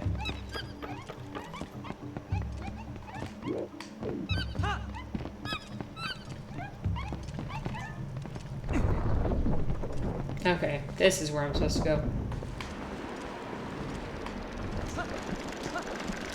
Go, go, go! Oops, my bad.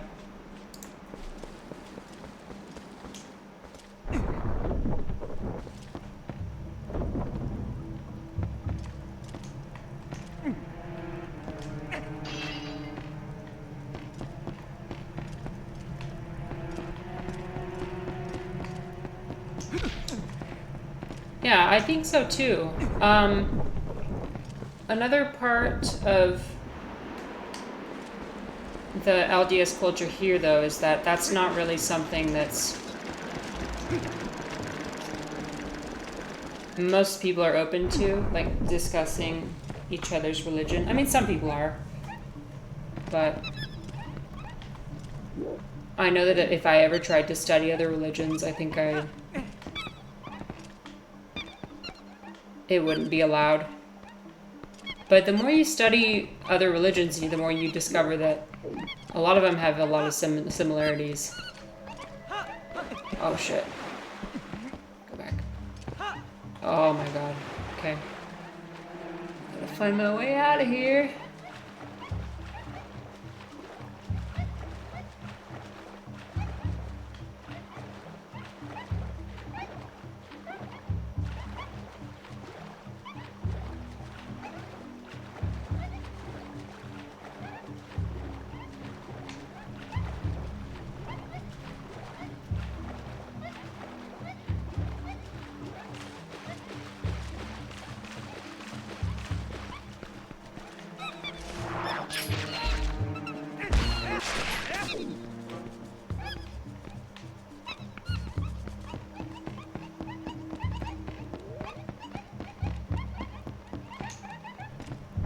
It's interesting how, like, a lot of the world's religions, I mean, the basic religions, right? Oh, let's see.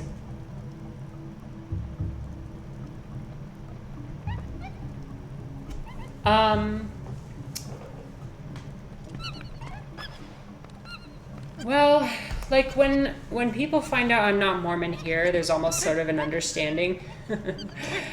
Because here you're either Mormon or you're not, and there's two very distinct groups. I feel like a lot of current Mormons judge me when I say I'm no longer Mormon. That's definitely a huge judgment. But I also hope that people don't assume things about me just because I was raised Mormon. Because that's definitely not a part of my identity anymore. It was extremely hard for my family for me to leave the church.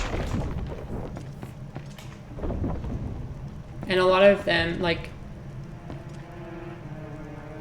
I think the reason why I undervalue a lot of my, like, existential thoughts is because, like, I've tried talking to my family about them, and the response has kind of just been, oh, well, this is what you get. Like, if you left the church, like, this is what you get. You suffer.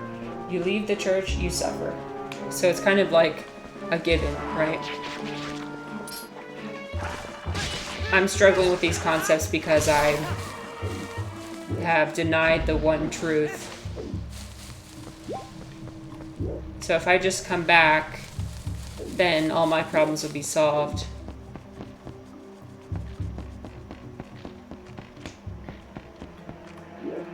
I think I need to drop the bomb in this giant mouth thing. Okay. Oh yeah, I remember this being kind of hard actually. Oh shit. Okay. We'll try again.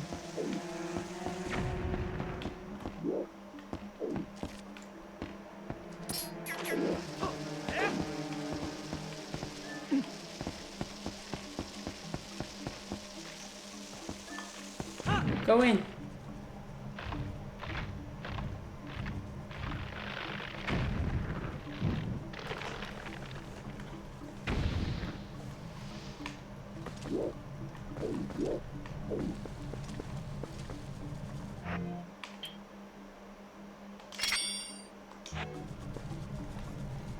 Okay. Well, I'm approaching 4 hours, so I think I'll end the stream here actually. But Onion Bro, thank you so much for coming in and talking to me. I'll be streaming again next week. I'm thinking that like my schedule will be Tuesday, Wednesday, Thursday probably.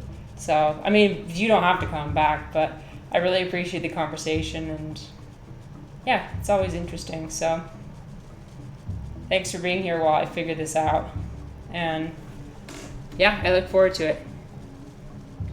I hope you have a good day.